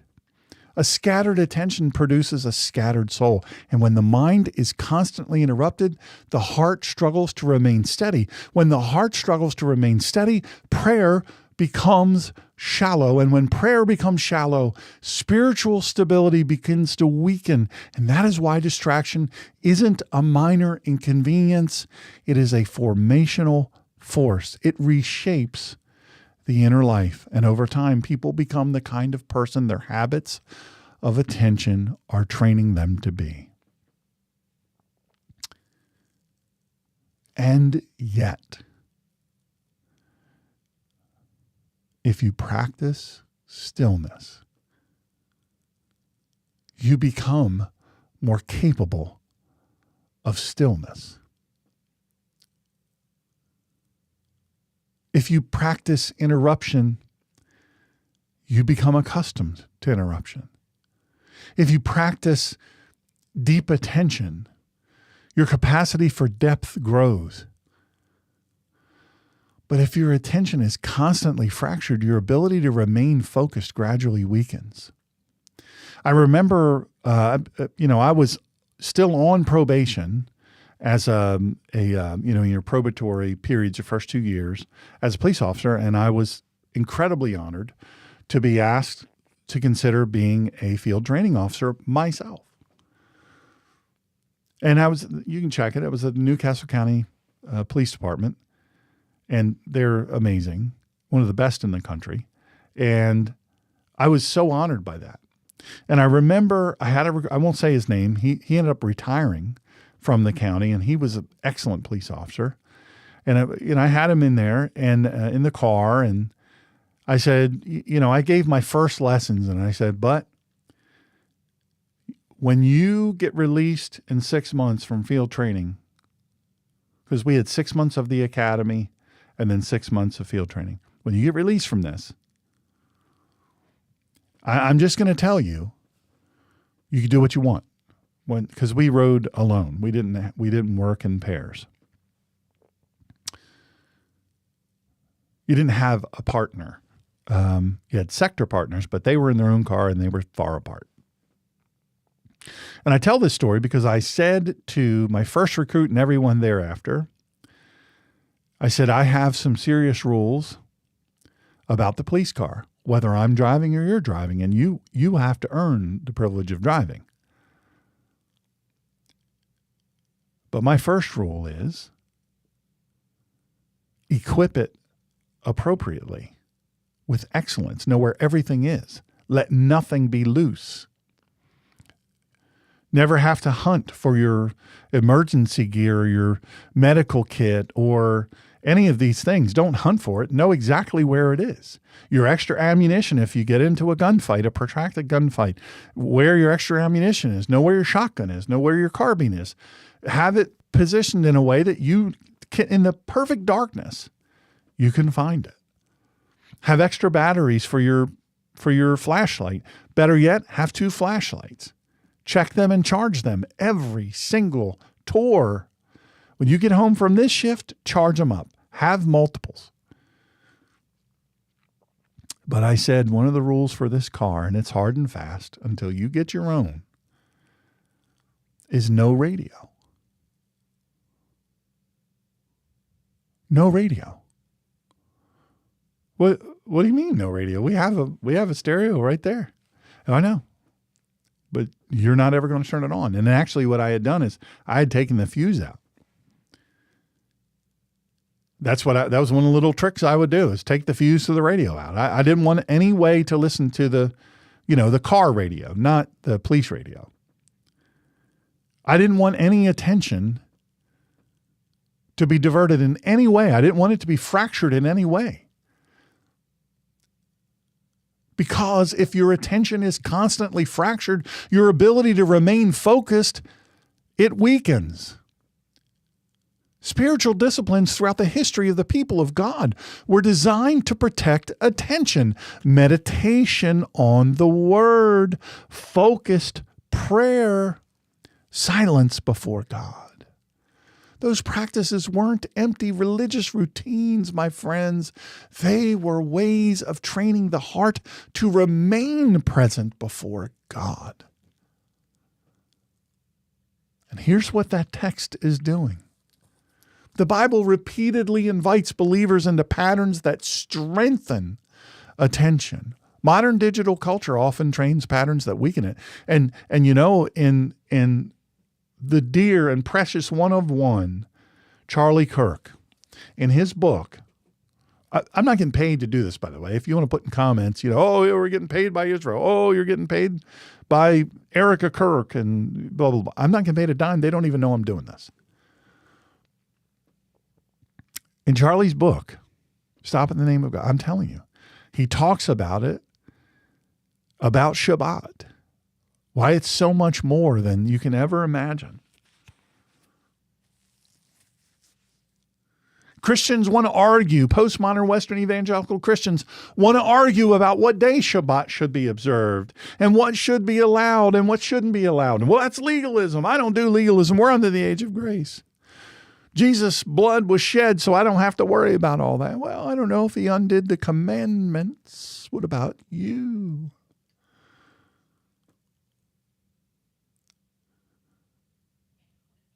That's part of what Shabbat is, to slow down. After a busy week, slow down, take a breath. Connect with your family, connect with God.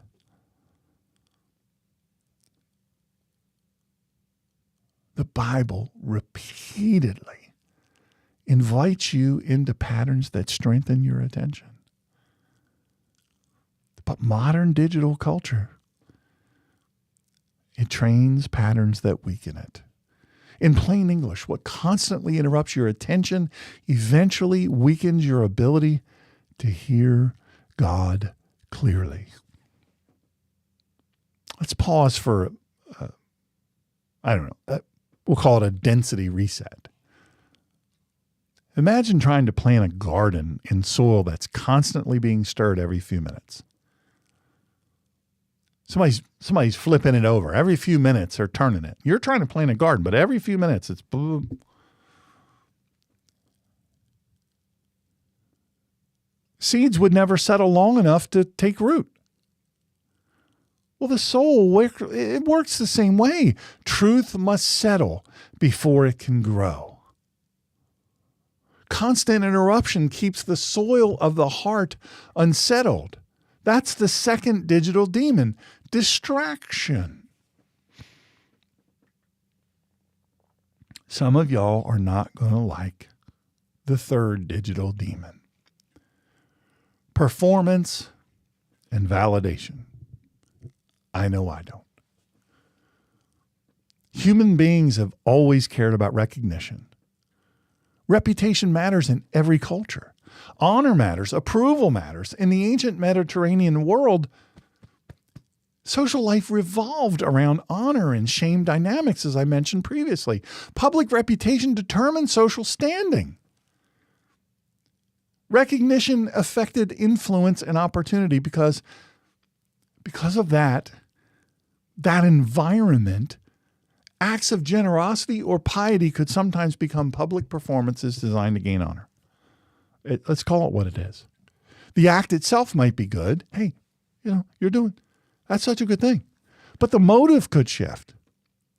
Well, I'm doing this to get likes. I'm doing this to get shares. I'm doing this to be able to monetize. I'll tell you exactly what money on YouTube is the only money is waiting for me. If I get 4,000 watch hours within 365 consecutive days, then I get I think Miss Colleen, I told you, it's $91.28, something like that. And if I don't get that, if I don't get the 4,000 hours, I don't get it. How long have I been doing this? I've done thousands of videos, thousands of blog posts, thousands of study guides. $100.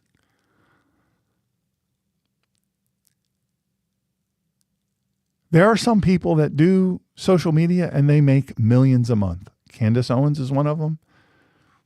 And I'm not against making money, but don't do it on lies. Don't do it on grift. Don't do it on trying to ruin somebody else's life. Don't do it on a demonic way. If you do something good, you have a good product, good on you. I am a capitalist and an entrepreneur. But motives have shifted.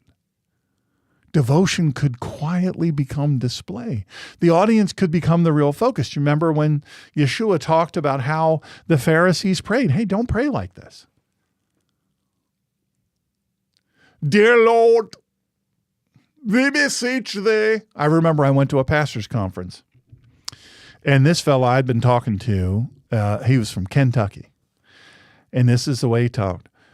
Well, Shawn, the Lord is good. He's good, and he's been good to us, and we're running 2, 3, 4 services, and we've gotten this much offerings, and, we're blessed. The Lord has blessed us, and they give us 6 weeks. We're honored to have 6 weeks of paid sabbatical every year. We get an extra week every year. Paid sabbatical. And we have 14 people on our direct staff and paid, and then we have another 130. And we have a deacon board of 40 people, and they're some of the most accomplished people in the community. And then he got up for his turn to speak, and he was supposed to pray. And I had just talked to the guy. He really deep red hair, like he was a true ginger, freckled face, and just, he was a very likable guy, but woof. And he got up there, and I kid you not. Dear Lord, we beseech thee. Not exaggerating. Lord, we bring you into this place. We ask, we petition, we beg you to grant us your presence into these walls. We ask that your countenance shine upon us as we humbly come before you. I'm thinking, is that a different guy? Is that a different guy? Am I wrong? He sat 2 tables over from me. And he comes and he sits back down after praying. And of course, everybody's like,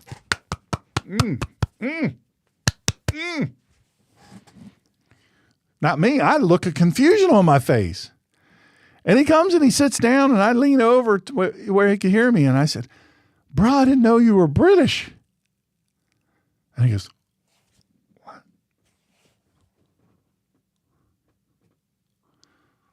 A show praying.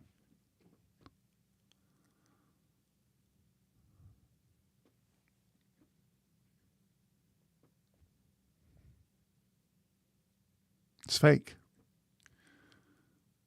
The audience was the real focus there. And look, that pattern hasn't disappeared. Not in the modern world. It's just gotten worse. It's simply moved into digital platforms. Today, almost everything can become performative. It can become performance. Opinions can become performance. Virtue can become performance. Spiritual insight can become performance. Even humility can, in many ways, become performance. A person posts something. Maybe it's something thoughtful. People respond with affirmation. The brain feels the reward. But slowly a pattern develops. Ooh, if I do this, then I get this. Pattern develops. Visibility begins to feel like significance. Approval begins to feel like identity. Engagement begins to feel like validation. Here's the mistake. When identity begins depending on audience response, well, the center of gravity shifts. Now, pause. Deep breath. Drink whatever drink you got. I will say this, and you can call me whatever. I love getting invited to preach at predominantly black churches. I've gotten the opportunity several times, and I have loved it every time. Almost every time. I learned to sing by singing black gospel music in a black church. And I will tell you this. You get a lot of feedback, good and negative. Now, I talk a long time, I teach a long time, I preach. Unless there's a hard stop on it, I preach. I do long form, but I can preach 20 minutes. If you say, look, we're going to have you here. Hey, alarm guy, good to see you, bruh. Thank you for coming. Good afternoon to you too. I appreciate the sacrifice you make in order to listen. It means a lot. It means a lot to all of you. The sacrifices you make to listen to me. I'm blessed and I'm honored. For real, for real. Well, anyway, I remember in one church, I started to finish in 45 minutes thinking, oof, I'm going a long while. And I remember the bishop. That's what they called him, the bishop. I don't know who made him the bishop, but he was the bishop. That's what they called him. And he came up to me. He leaned over and wiping sweat off of him. And it was hot. I'm not going to lie. It was so hot. And he says, Brother Shawn, he did this. He always swayed. He was cool as a cucumber, man. He was smooth. He said, Brother Shawn,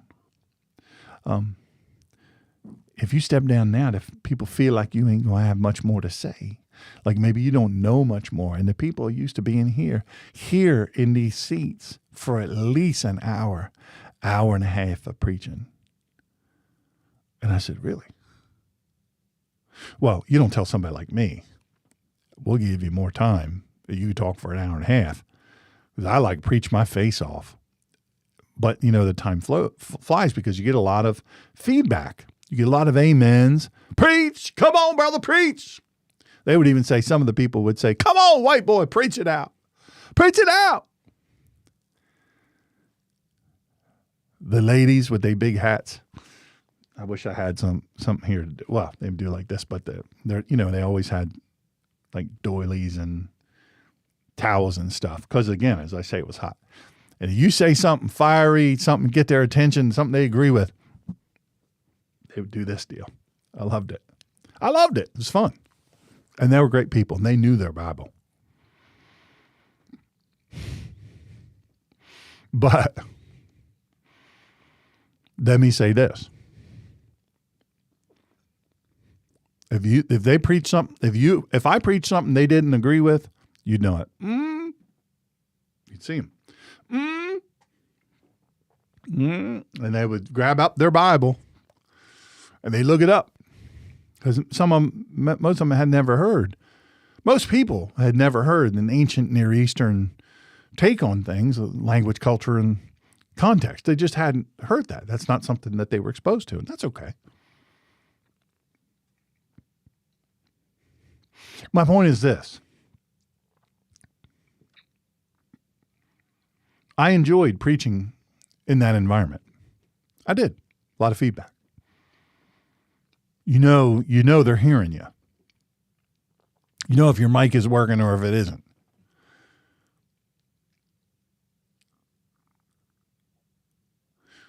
But when your identity begins depending on audience response, the center of gravity shifts. It does. It's real. Instead of asking whether something is true or faithful, the mind begins asking whether something will perform well. Not kidding. Will people like it? Will people share it? Will it go viral? Will people applaud it? Without realizing it, people begin shaping their voice around the reactions of the crowd. I know preachers that preach what they preach and how they preach because they know the algorithms say there's a lot of people that are interested in this. Doesn't matter how wrong it is. Doesn't matter how much it's been lifted from AI. The Chat GPT sermon. But you know what? I said this the other night to somebody. Don't become addicted to the likes. Don't become addicted. Even I used to speak down in Florida every week. And I love that audience, vibrant audience. And I did. I love them. Personally and professionally, they were wonderful people. And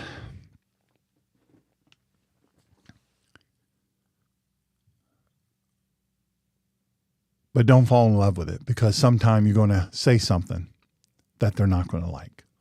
You're going to preach something that they're not going to like. Crowds are fickle. Followers are fickle.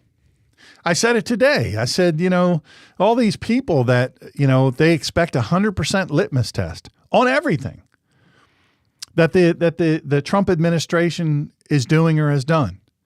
I was with you all the way through this. I campaigned for you. No, you didn't. You shared a thing a few times. That's not campaigning for somebody. I went to a rally. Well, you were entertained.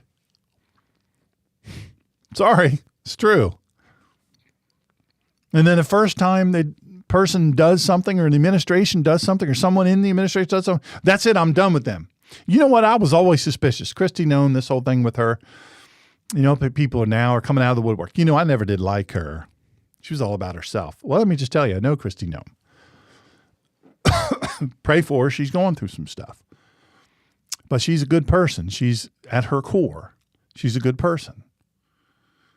Some people are built for the spotlight and some aren't. I'm not saying this is it, because I don't know. I'm not privy to it. I haven't talked with her. But I can tell you this. Sometimes when you hear your name and you see people respond to you a little bit, you get a little full of yourself. Okay, well, I'm going to do more of that. Because that's what we like. That we're wired that way unless we discipline ourselves out of it. Followers are fickle. Crowds are fickle. You know what that word means, fickle? I said that to a young person. It might have been my son. And I think he said, what? Did you say pickle? I said, no, fickle. What do you mean fickle? So I don't know. I don't know what other word to use. Fickle is the one my mom always used. People are fickle. They love you one minute. They're ready to set you on fire the next. There was another person like that in Scripture, and we're coming up on it. They were throwing palms at his feet, lauding him as the Messiah. And soon after, they were screaming for his torture and murder. The difference is he knew what was coming and did it anyway. Praise one moment, criticism the next. Approval today, rejection tomorrow. Cancel culture. Look, if your identity depends on those reactions, your emotional life will constantly rise and fall with the crowd. Faithfulness before God operates differently. Faithfulness doesn't require applause. Faithfulness does not depend on visibility. Faithfulness grows quietly. Many of the most important moments of spiritual formation happen where nobody else is watching. Now, look, I know a person. I know her in person. I've seen her without her makeup. I've seen her now without her hair did. She's brilliant. She is beautiful without a stitch of makeup on and without her hair did, and without her nails and all that stuff and without the tans and all. She is beautiful. She's super smart. She is an entrepreneur. But she also fancies herself as an influencer. I have the influencer part. I'm just like, why? Why do you do that? You're the coolest person.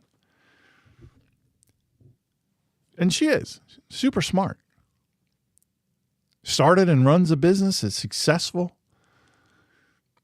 But I saw a video that she did. She was in the gym and she was videoing herself. Somehow or another, they do it with the mirror. I can't ever figure that out. A little video, puts it on Instagram, And look, you do your thing, you be you, boo. But the thing is, the people real serious about being fit, they're in there at 5 a.m. And they're pushing iron. They don't turn on a camera. My son and I went to the gym, and Valentina went, and we went to the gym when they were here visiting. Anyway, we go, and I filmed him. He didn't ask me to film. I don't think he even knew I was filming because he was doing stuff. I was like, I got to show his mother this. Look what this boy is doing. It's impressive. But you go at the wrong time in the gym. You got all these influencers, these wannabe influencers. They're wearing the outfit. They've got full makeup on. Their hair is did. They got a blowout. I don't even know what that is. And they'll come on there and they'll have their camera and they'll be like, and they'll be talking to their camera and all this stuff, and music is bumping, and they'll have one of those, microphones that isolates all the sound, and they'll lay in their own music after, and they'll tell some big life wisdom thing, and they'll want hundreds, thousands, millions of followers, likes, shares.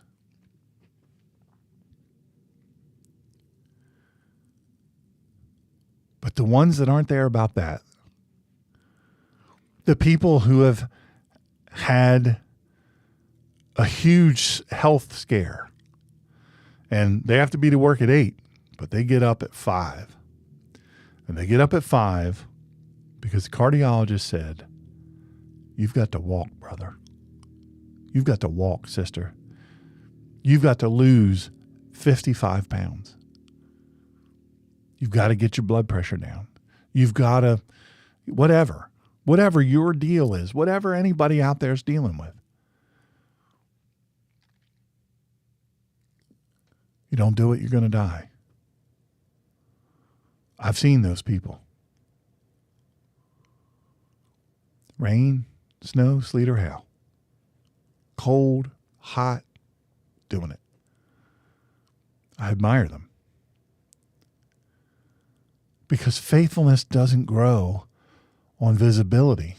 Faithfulness grows quietly, and many of the most important moments of spiritual formation happen when no one else is watching and no one else but the Lord will ever know. Private prayer. I'm not against public prayer. I'm just saying your spiritual formation grows when you pray when no one else is looking. I go through my blessed prayer list, which all of you are on, and I have my beautiful green marble rosary beads and the cross that my dear friend Dr. Amy gave me. My wife has seen it in action when I'm praying, and tears are streaming down my face as I touch the next bead and I pray for this person who I know is probably not going to survive. Outside of a miracle, they're probably not going to live a year. And they're precious. And then I go to the next bead and I pray for another person that I know is dealing with horrific pain. Some of you are listening right now. And then I go to the next bead and I pray for the next person and the next person and the next person. I know pastors every Monday. One of them is my dear friend at Virginia Creek Ministries, Pastor Russell Wright. And he's been doing it for years. Because every Monday I get a text praying. Sometimes there'll be a verse. Sometimes there'll be a little something extra. But he prays for a whole bunch of people. And it takes him hours to do it. And then sometimes I'll touch that next bead and I'll know someone has lost someone precious to them. And their hearts are broken. I'll touch the next bead, and that's time to pray for this person who is afraid of everything. They are afraid of everything.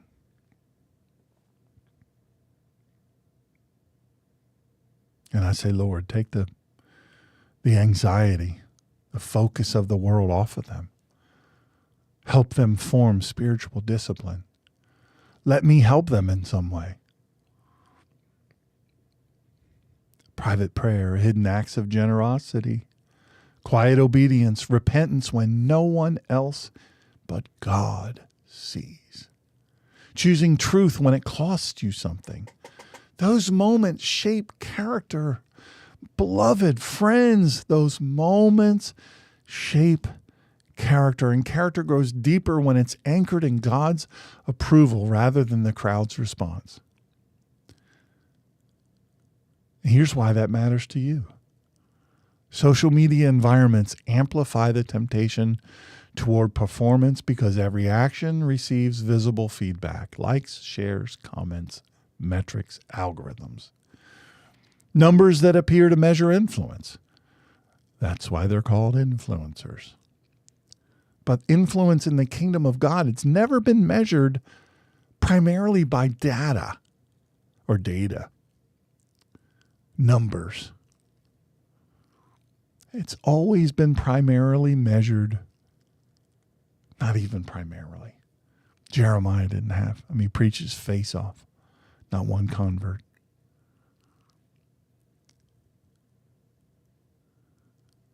God still said, good job. You did what I told you to do. Good job.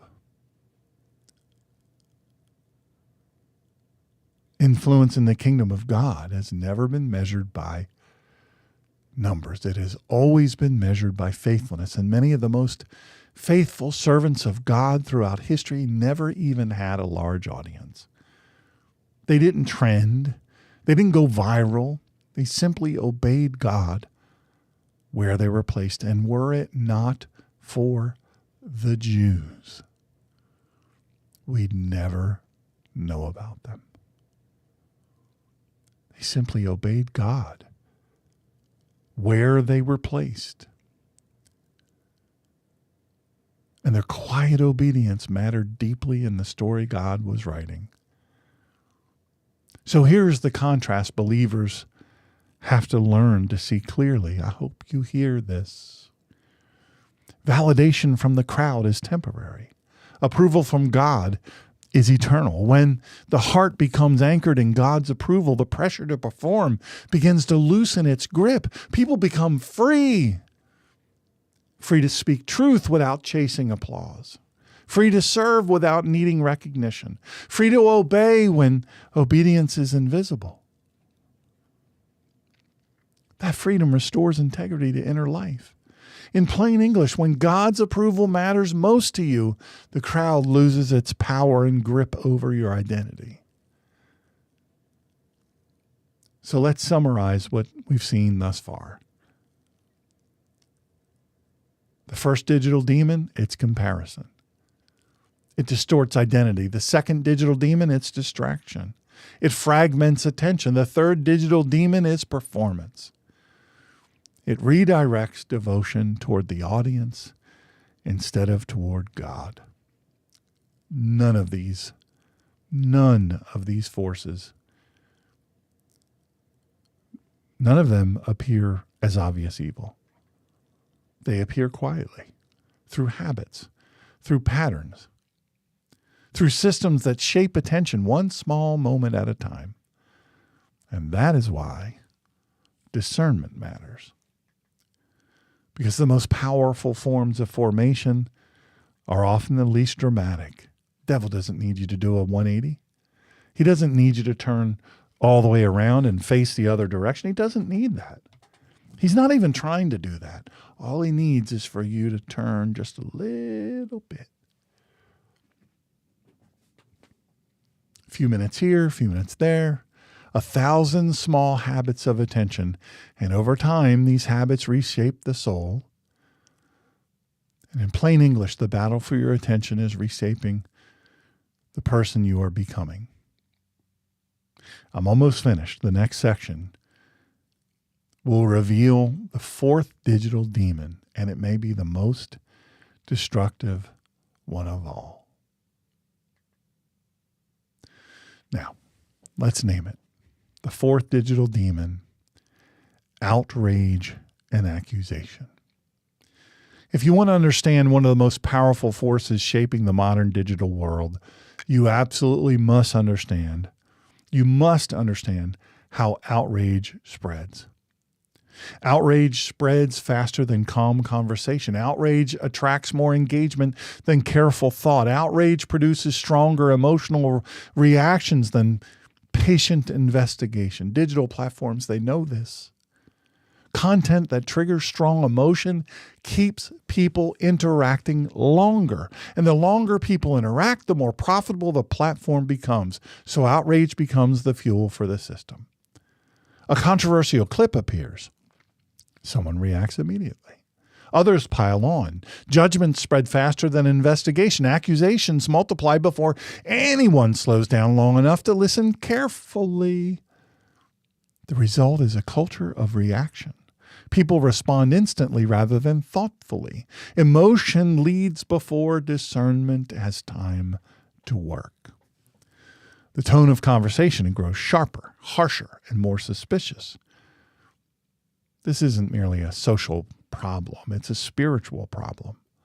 Because outrage trains the heart in specific habits. It trains impatience. It trains suspicion. It trains quick judgment. It trains people to speak before they fully understand what is happening. And when those habits become normal, charity begins to disappear. Listening becomes rare. Patience becomes weak. Humility becomes difficult. Here's why that matters to followers of the way. The people of God are called to reflect the character of the one they follow. And the character of God includes patience, justice, mercy, truth, and restraint. When believers are constantly shaped by outrage-driven environments, those qualities begin to erode. Speech becomes sharper. Assumptions become harsher. Motives are assigned before any facts are verified.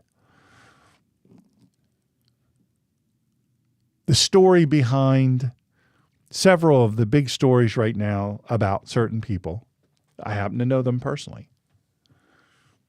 I talk to them rather freely. Not because I'm a bigwig, I'm a nobody. They're the bigwig. Just happen to make friends along the way and happen to stay friends. I don't ask for anything from them. They've never asked for anything from me. Well, some of them have. And I've gladly given it. But I didn't ask for anything in return.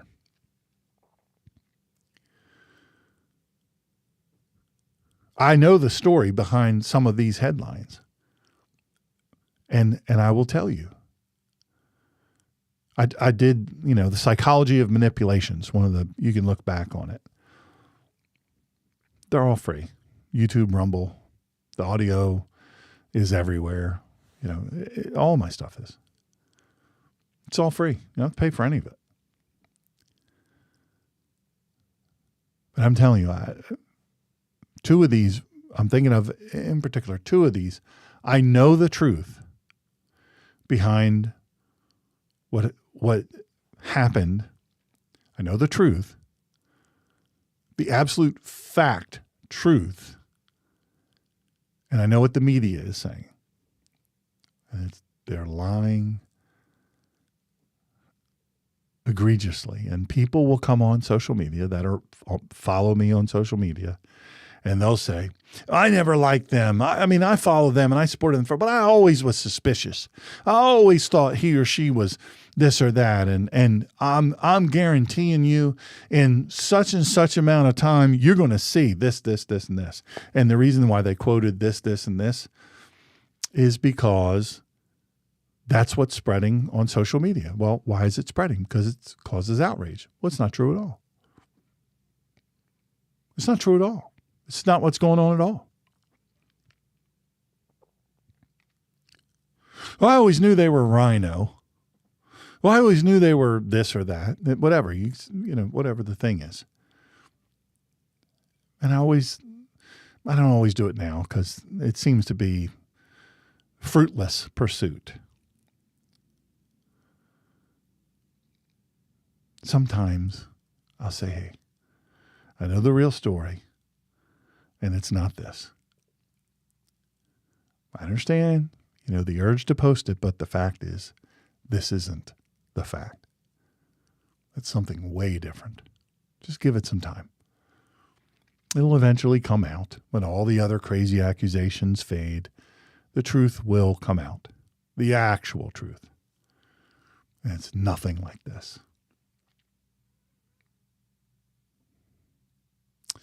But you see, the thing is outrage Within minutes, the narrative spreads across thousands, millions of screens. The story may be incomplete. The facts may be distorted. The truth may be far more complex than the viral clip suggests, yet the reaction has already happened. It's already happened. It's too late. Reputation's already been damaged. Judgment's already been spoken. Wisdom literature throughout the Bible repeatedly warns about the danger of speaking too quickly. I told you about what James said about the tongue. Answering before listening, judging before understanding, responding before examining the matter carefully. When it becomes reckless, communities suffer, trust erodes, relationships fracture, truth becomes harder to recover once the initial wave of outrage has already moved on through the crowd. Listen, there are people, The View is one of the shows, there are people on several shows and podcasts, they'll say something, they've calculated the blowback. It's just like some of the lawyers for the pharmaceutical companies. They know their drug. I know this because I know some of the lawyers.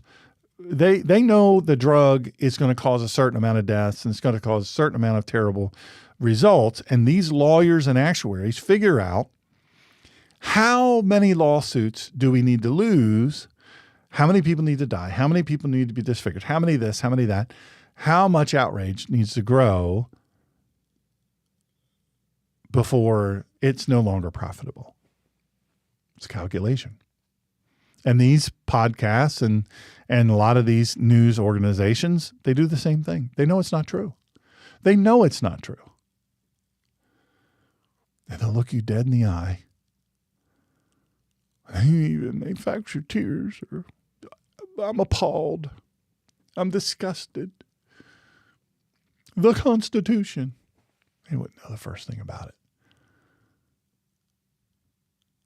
And you know what the thing is? When the truth does eventually come out, 99% of their audience will never hear that truth. They'll continue believing the lie. And that's what they want. There's another danger hidden inside outrage, and outrage often feels like righteousness. It can feel like moral clarity. It can feel like defending truth. The reaction isn't the same as discernment, though. Volume isn't the same as courage. Speed isn't the same as wisdom. Discernment moves slowly. Discernment listens carefully.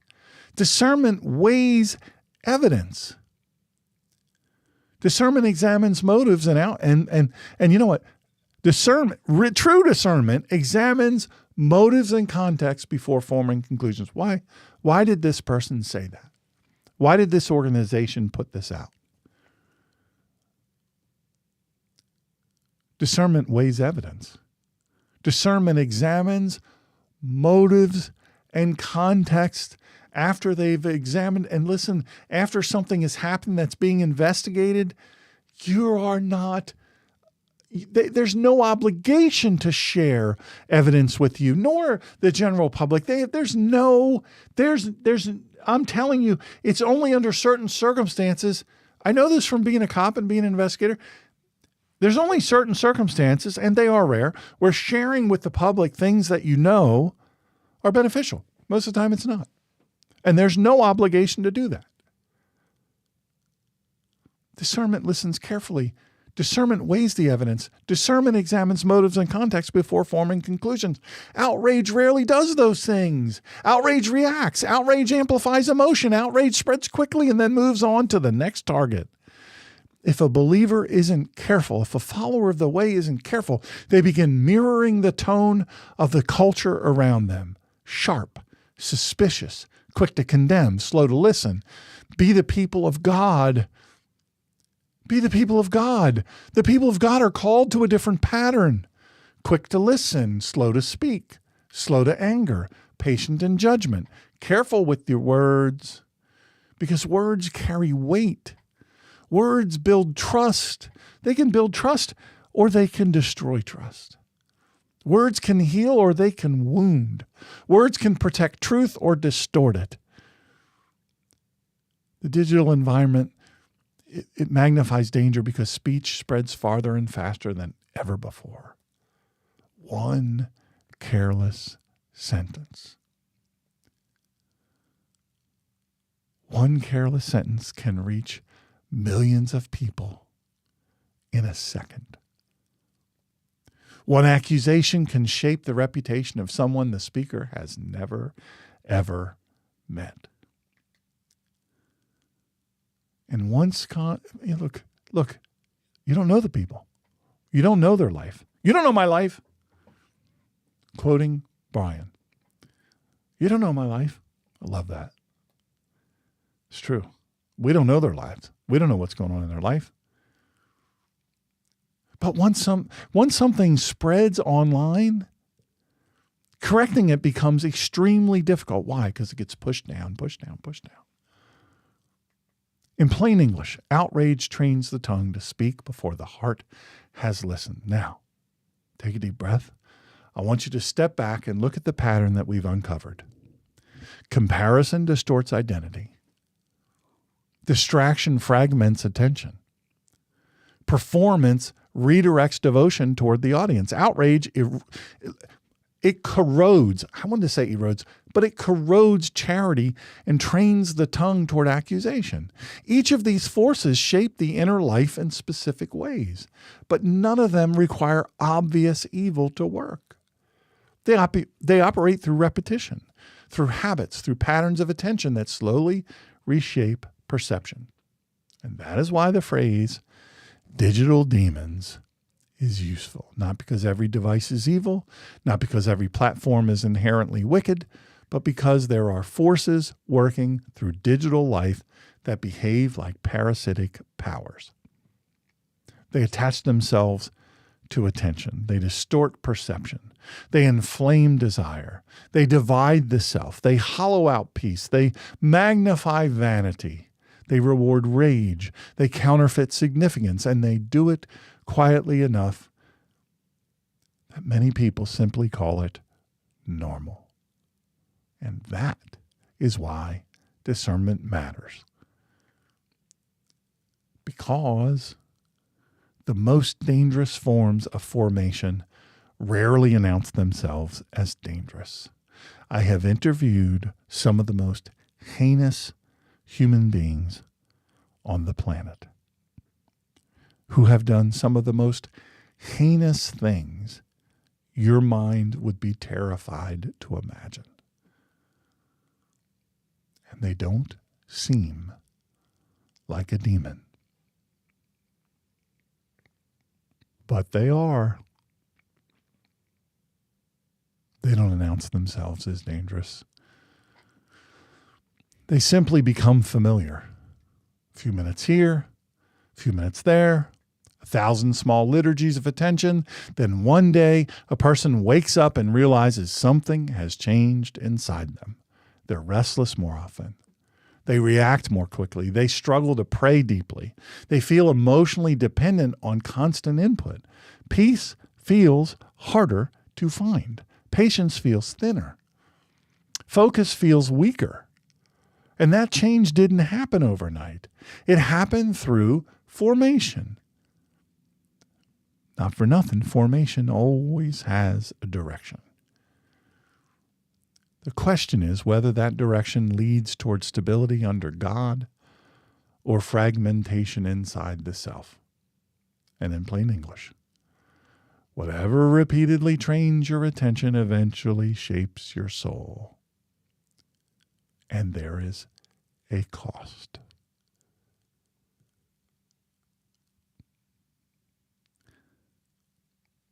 People rarely change until they recognize the cost of their habits. People don't change when they see the light. They change when they feel the flames burning them. One of the most common experiences in the modern world is exhaustion that doesn't disappear with rest. People sleep, but they wake up tired. They take time off, yet they still feel mentally crowded. They say, I have to go back to work to recover from my vacation. It's because your vacation is so full of stuff and so bereft of rest. It's not a vacation. That's why your mind is so mentally crowded and your body is so tired and your attention is still scattered and your emotions are worn down. That exhaustion isn't always physical first. Often it's attentional exhaustion. The mind's been pulled in so many directions for so long that it struggles to settle. The senses absorb an utterly constant barrage of information. And the mind processes constant reactions. I have this thing that I don't think I'm the first one to do it, but I think I'm the first one to do a white paper on it and present it as in the mental health community as a thing, and that is pre-emoting. I say don't pre-emote. The thing is going to be what the thing is. 95% of the time, even actually more than 95%, it's not what you feared, yet you feared it, your anxiety, and you experienced the impact of it actually happening without it happening. You pre-emoted.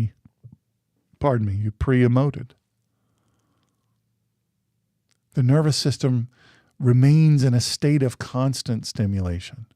The soul begins to feel worn thin. That's why these Vegas, if they weren't so expensive, I'd get a really good one because I think they're fantastic. It's true science. I don't know that all of them are real, but some of them are. It's a Vegas nerve stimulator that on both sides right here, and it has a frequency to it.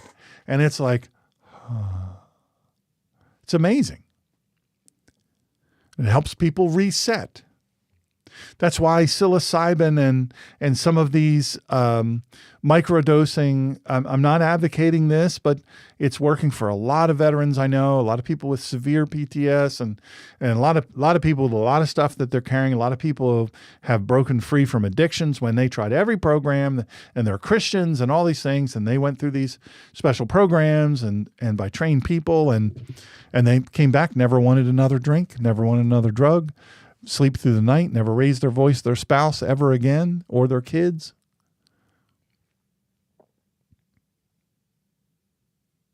The nervous system is in a constant state of stimulation. The soul begins to feel so worn thin. People describe this experience in different ways. They say, well, I feel overwhelmed. I'm so overwhelmed. They say, I'm so mentally tired. I just can't right now with this. They say they feel constantly behind. I can't ever catch up. They say they can't focus on the way they once could. Look, I used to be able to do this and focus on this, but I can't now. Those symptoms have many causes, but one major factor is the constant stream of stimulation that defines digital modern life. And there's always another voice speaking.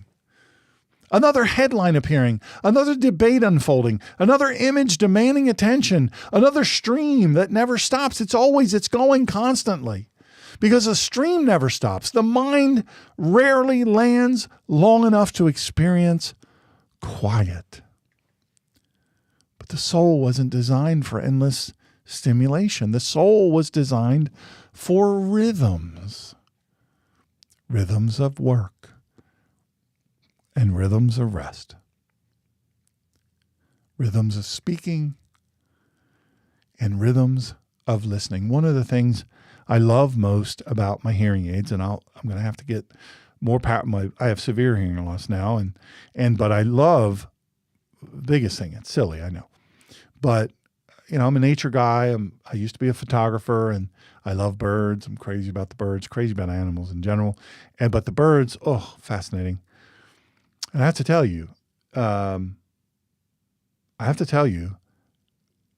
go out with my hearing aids on and I hear the birds and it just stirs something in me. And I just listen. I'm just quiet. And I hear it. I talk to Podcast Puppy. I say, hey, do you hear that? You know what that is? Now, Miss Colleen probably most accurately would say, well, it's a mockingbird, because I taught her that, a mockingbird can do 130 voices, can imitate 130 different birds, even a hawk exactly, and yet they don't have their own song. I hear them, I see them, and I love them. They delight me. And I'll sit in my chair, and I'll watch, and I'll listen, and I'll talk to them sometimes. Hey, you're a beautiful, golden-fronted woodpecker. You're a beautiful black-capped, finch or whatever. I mean, it's a million of them. Aren't you something? I'll sometimes compliment them. You're singing so well. It's a beautiful song. Thank you for singing to me. They're not singing to me. They do hope Papal will bring them some more seed, which I have rectified that today. Thank you, Lowe's. Purchased 3 times 40, whatever 3 times 40 is. Can't do math anymore. Rhythms of action and stillness. Rhythms of engagement and reflection. And when those rhythms collapse into constant stimulation, the inner life begins to strain. That's why many people today, they feel both informed and exhausted at the same time. We are not bereft of more or enough information. We have it. We have an embarrassment of riches of information. Information is increased, but wisdom requires something else. Wisdom requires reflection. Wisdom requires stillness. Wisdom requires time for truth to settle in the heart. One of my other favorite uncles is Uncle Orv. He has gone to his reward, and his memory always will be a blessing. But Uncle Orv didn't say much. My favorite cousin happens to be his son. And Uncle Orv and Aunt Jean just loved to visit him. Amazing. I'm so blessed. Crazy. And I remember Uncle Orv wouldn't say much. He'd listen. He'd bob his head a little bit. He'd smile. But when Uncle Orv talked, you had better pay attention.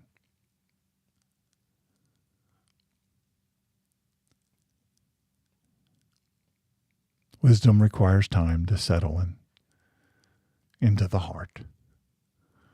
And without that space, knowledge accumulates, but understanding remains thin. Look, in plain English, a full mind without quiet reflection produces a hungry soul. Now, I have to ask the most important question. What does the Bible say the remedy is? The Bible doesn't merely diagnose human problems, it reveals the path toward restoration. Psalm 46:10. Be still. The English Standard Version renders it thus. Be still and know that I am God. But the Complete Jewish Study Bible captures the Hebraic language, culture, and context so perfectly. Stop struggling and know that I am God. In the Hebrew text, the command carries the sense of letting go, loosening the grip. Ceasing frantic striving. This isn't merely a call to silence.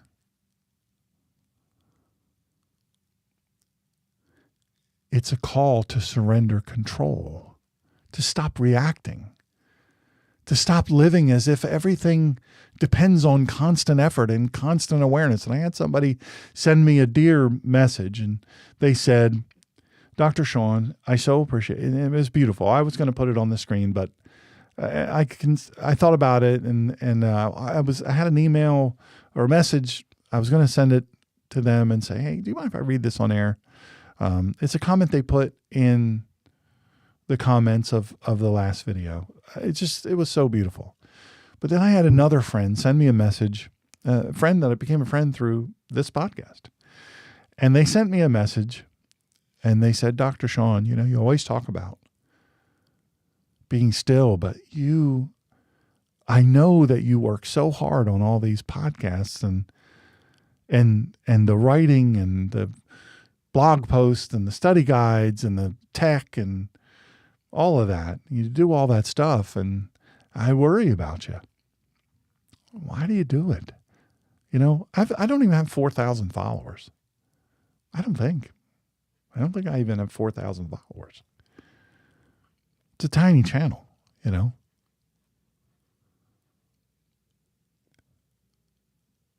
Why do you do it? You don't get any money for it. You don't get fame. Why do you do it? And I'm just telling you straight up what my answer was, because it's the truth. And it may be uncomfortable for you. Because I love you. You. I love you. Your hurts, habits, and hang-ups don't shock me. I had a counseling practice for a long time, and I've heard some of the worst stuff in the world. I've interviewed as, a police officer and detective, and not detective, but investigator, and just a person who is in that world. And I can tell you, nothing shocks me.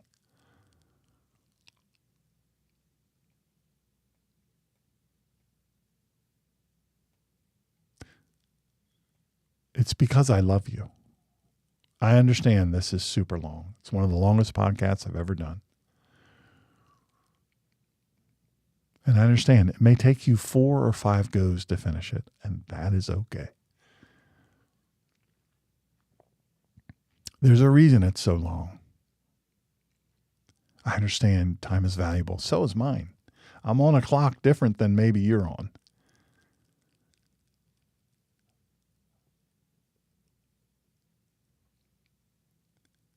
I understand your time is important. You're important people. All of you are. This isn't merely a call to silence. It's a call to surrender control, to stop reacting, to stop living as if everything depends on constant effort and constant awareness. In the ancient Near Eastern world, surrounding nations lived under this constant pressure from kings and empires. Productivity was demanded. Loyalty was demanded. Fear was common. But Israel received a radically different rhythm. Shabbat, Sabbath. A commanded pause. Exodus 28. It is a commandment that has not been overruled. It has not been retracted.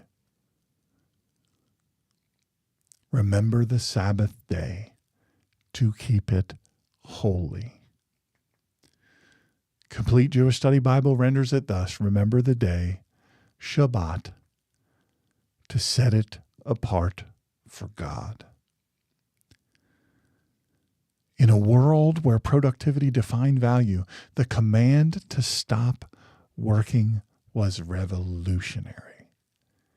It declared that human identity wasn't built on endless output. It declared that trust in God includes the willingness to rest in His provision. Today, the same principle applies in a different form. The old slavery demanded endless production. The modern slavery often demands endless consumption. Consume more information, consume more opinions, consume more images, consume more stimulation. The stream never stops, but the soul can't thrive in endless consumption. That's why many believers are rediscovering the need for intentional boundaries around digital life. Not because technology itself is evil. I've never said that. I don't believe it. but because mastery belongs to God alone. When a device begins controlling attention, something has shifted out of alignment. The question is no longer merely whether something is permitted. The question becomes whether it is beneficial, whether it strengthens the inner life or it weakens it. Friends, reordered attention begins with simple practices. Begin the day with the Bible before touching your phone or your iPad or your tablet or your laptop.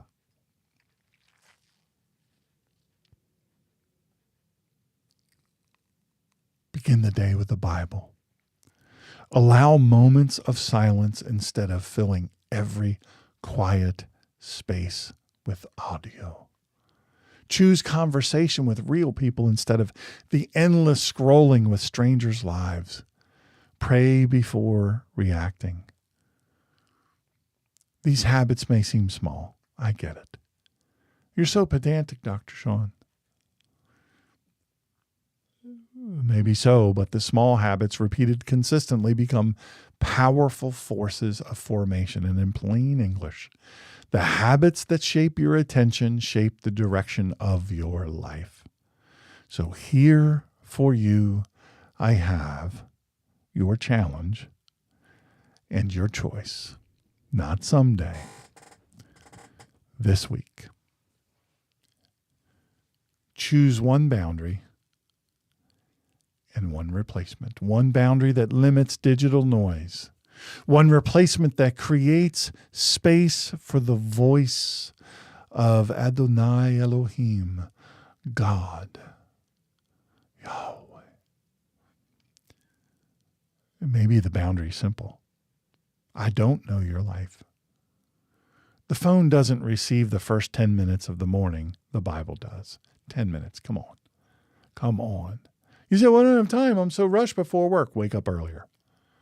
Can you not do that for your Creator and your Redeemer? Can you not? Come on. The phone doesn't receive the first 10 minutes. God does. The Bible does. Maybe the boundary is no screens during meals. I have friends. They're just quiet. They don't make a big deal out of it. They just take their phones, and they're successful people. I mean, super successful people. They shut their phone off. They don't make, it's not a big show. It's just, phone gets put somewhere. I don't know.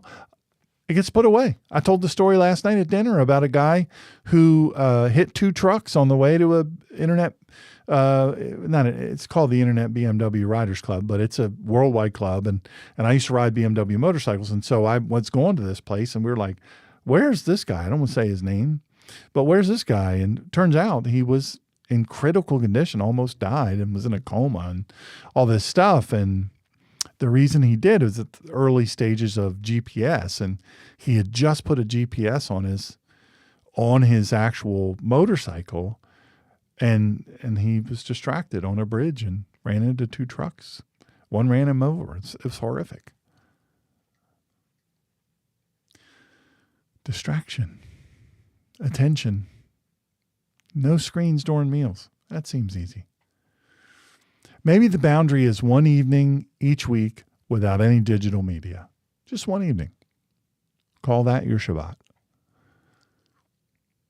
One evening. There's 7 of them.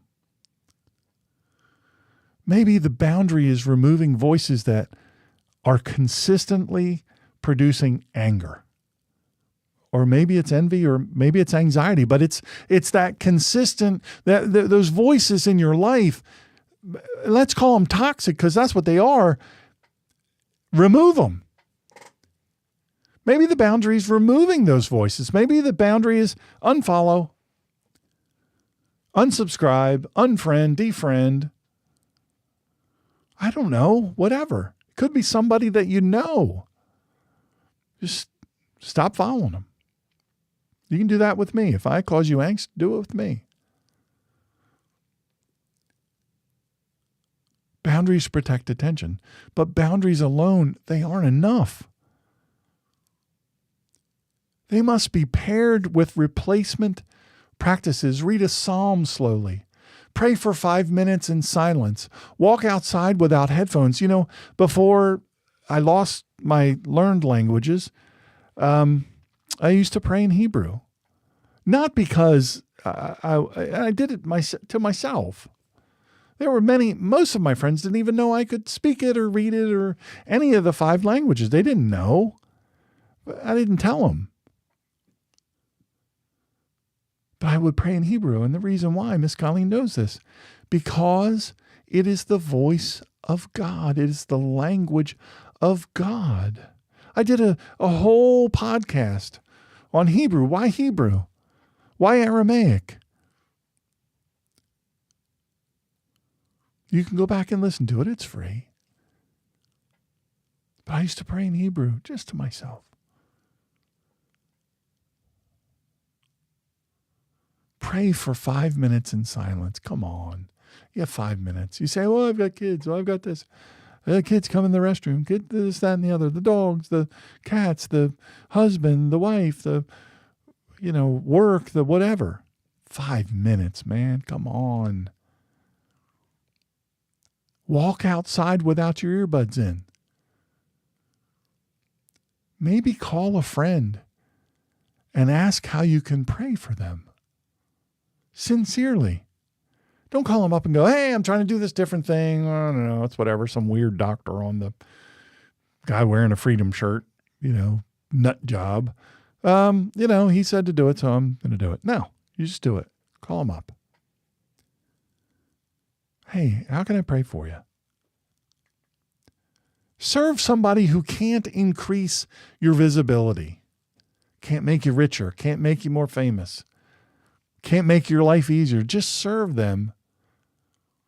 Look, these practices, they retrain attention. They remind the heart where the true center belongs, and they restore the inner capacity to hear the voice of God again, and some of you for the first time. So let me ask you one final question before we close. What is one boundary you're willing to create this week to guard your attention? Tell me in the comments below. Because guarding the heart isn't passive. It's a choice. I say it all the time. Prayer isn't asking for an easy journey. It's asking for a strong back. Pray this if you've never prayed, if you've never placed your faith in the Lord. Pray this with me. Father, I know I've sinned. And I know I'm in need of forgiveness. So I'm asking now for forgiveness for my sins, my hurts, my habits, and my hang-ups. I need your mercy.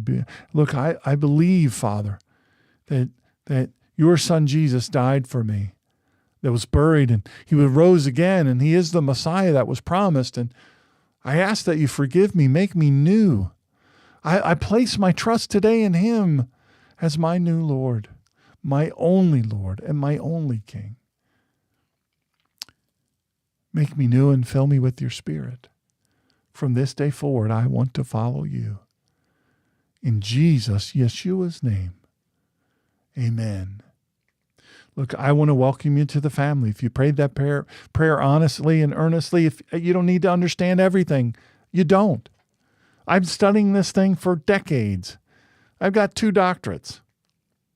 And I still learn something new every day.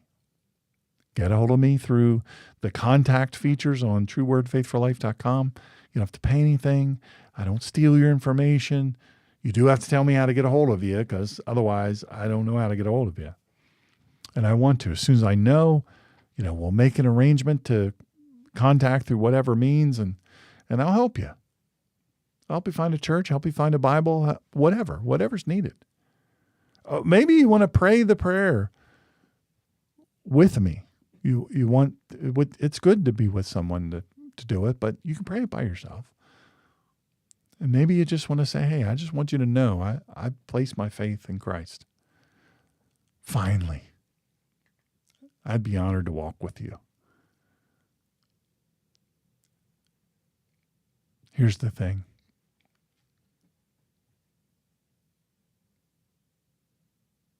I want you to hear this. I don't want this to drift into the airwaves and be meaningless.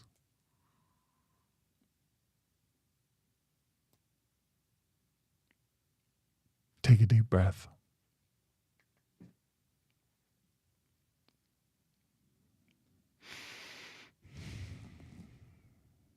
Guard the gate. Reclaim the throne. Refuse the liturgies of the age. Let your attention first belong to the King. Why? Because the soul ruled by every buzz or every ding will never stand steady in every storm. But the soul that learns to hear God first can live with clarity, courage, and peace even in the middle of noise. Until Sunday at 6:30 p.m. Eastern Standard Time. Shalom, shalom. Shalom b'shem Yeshua.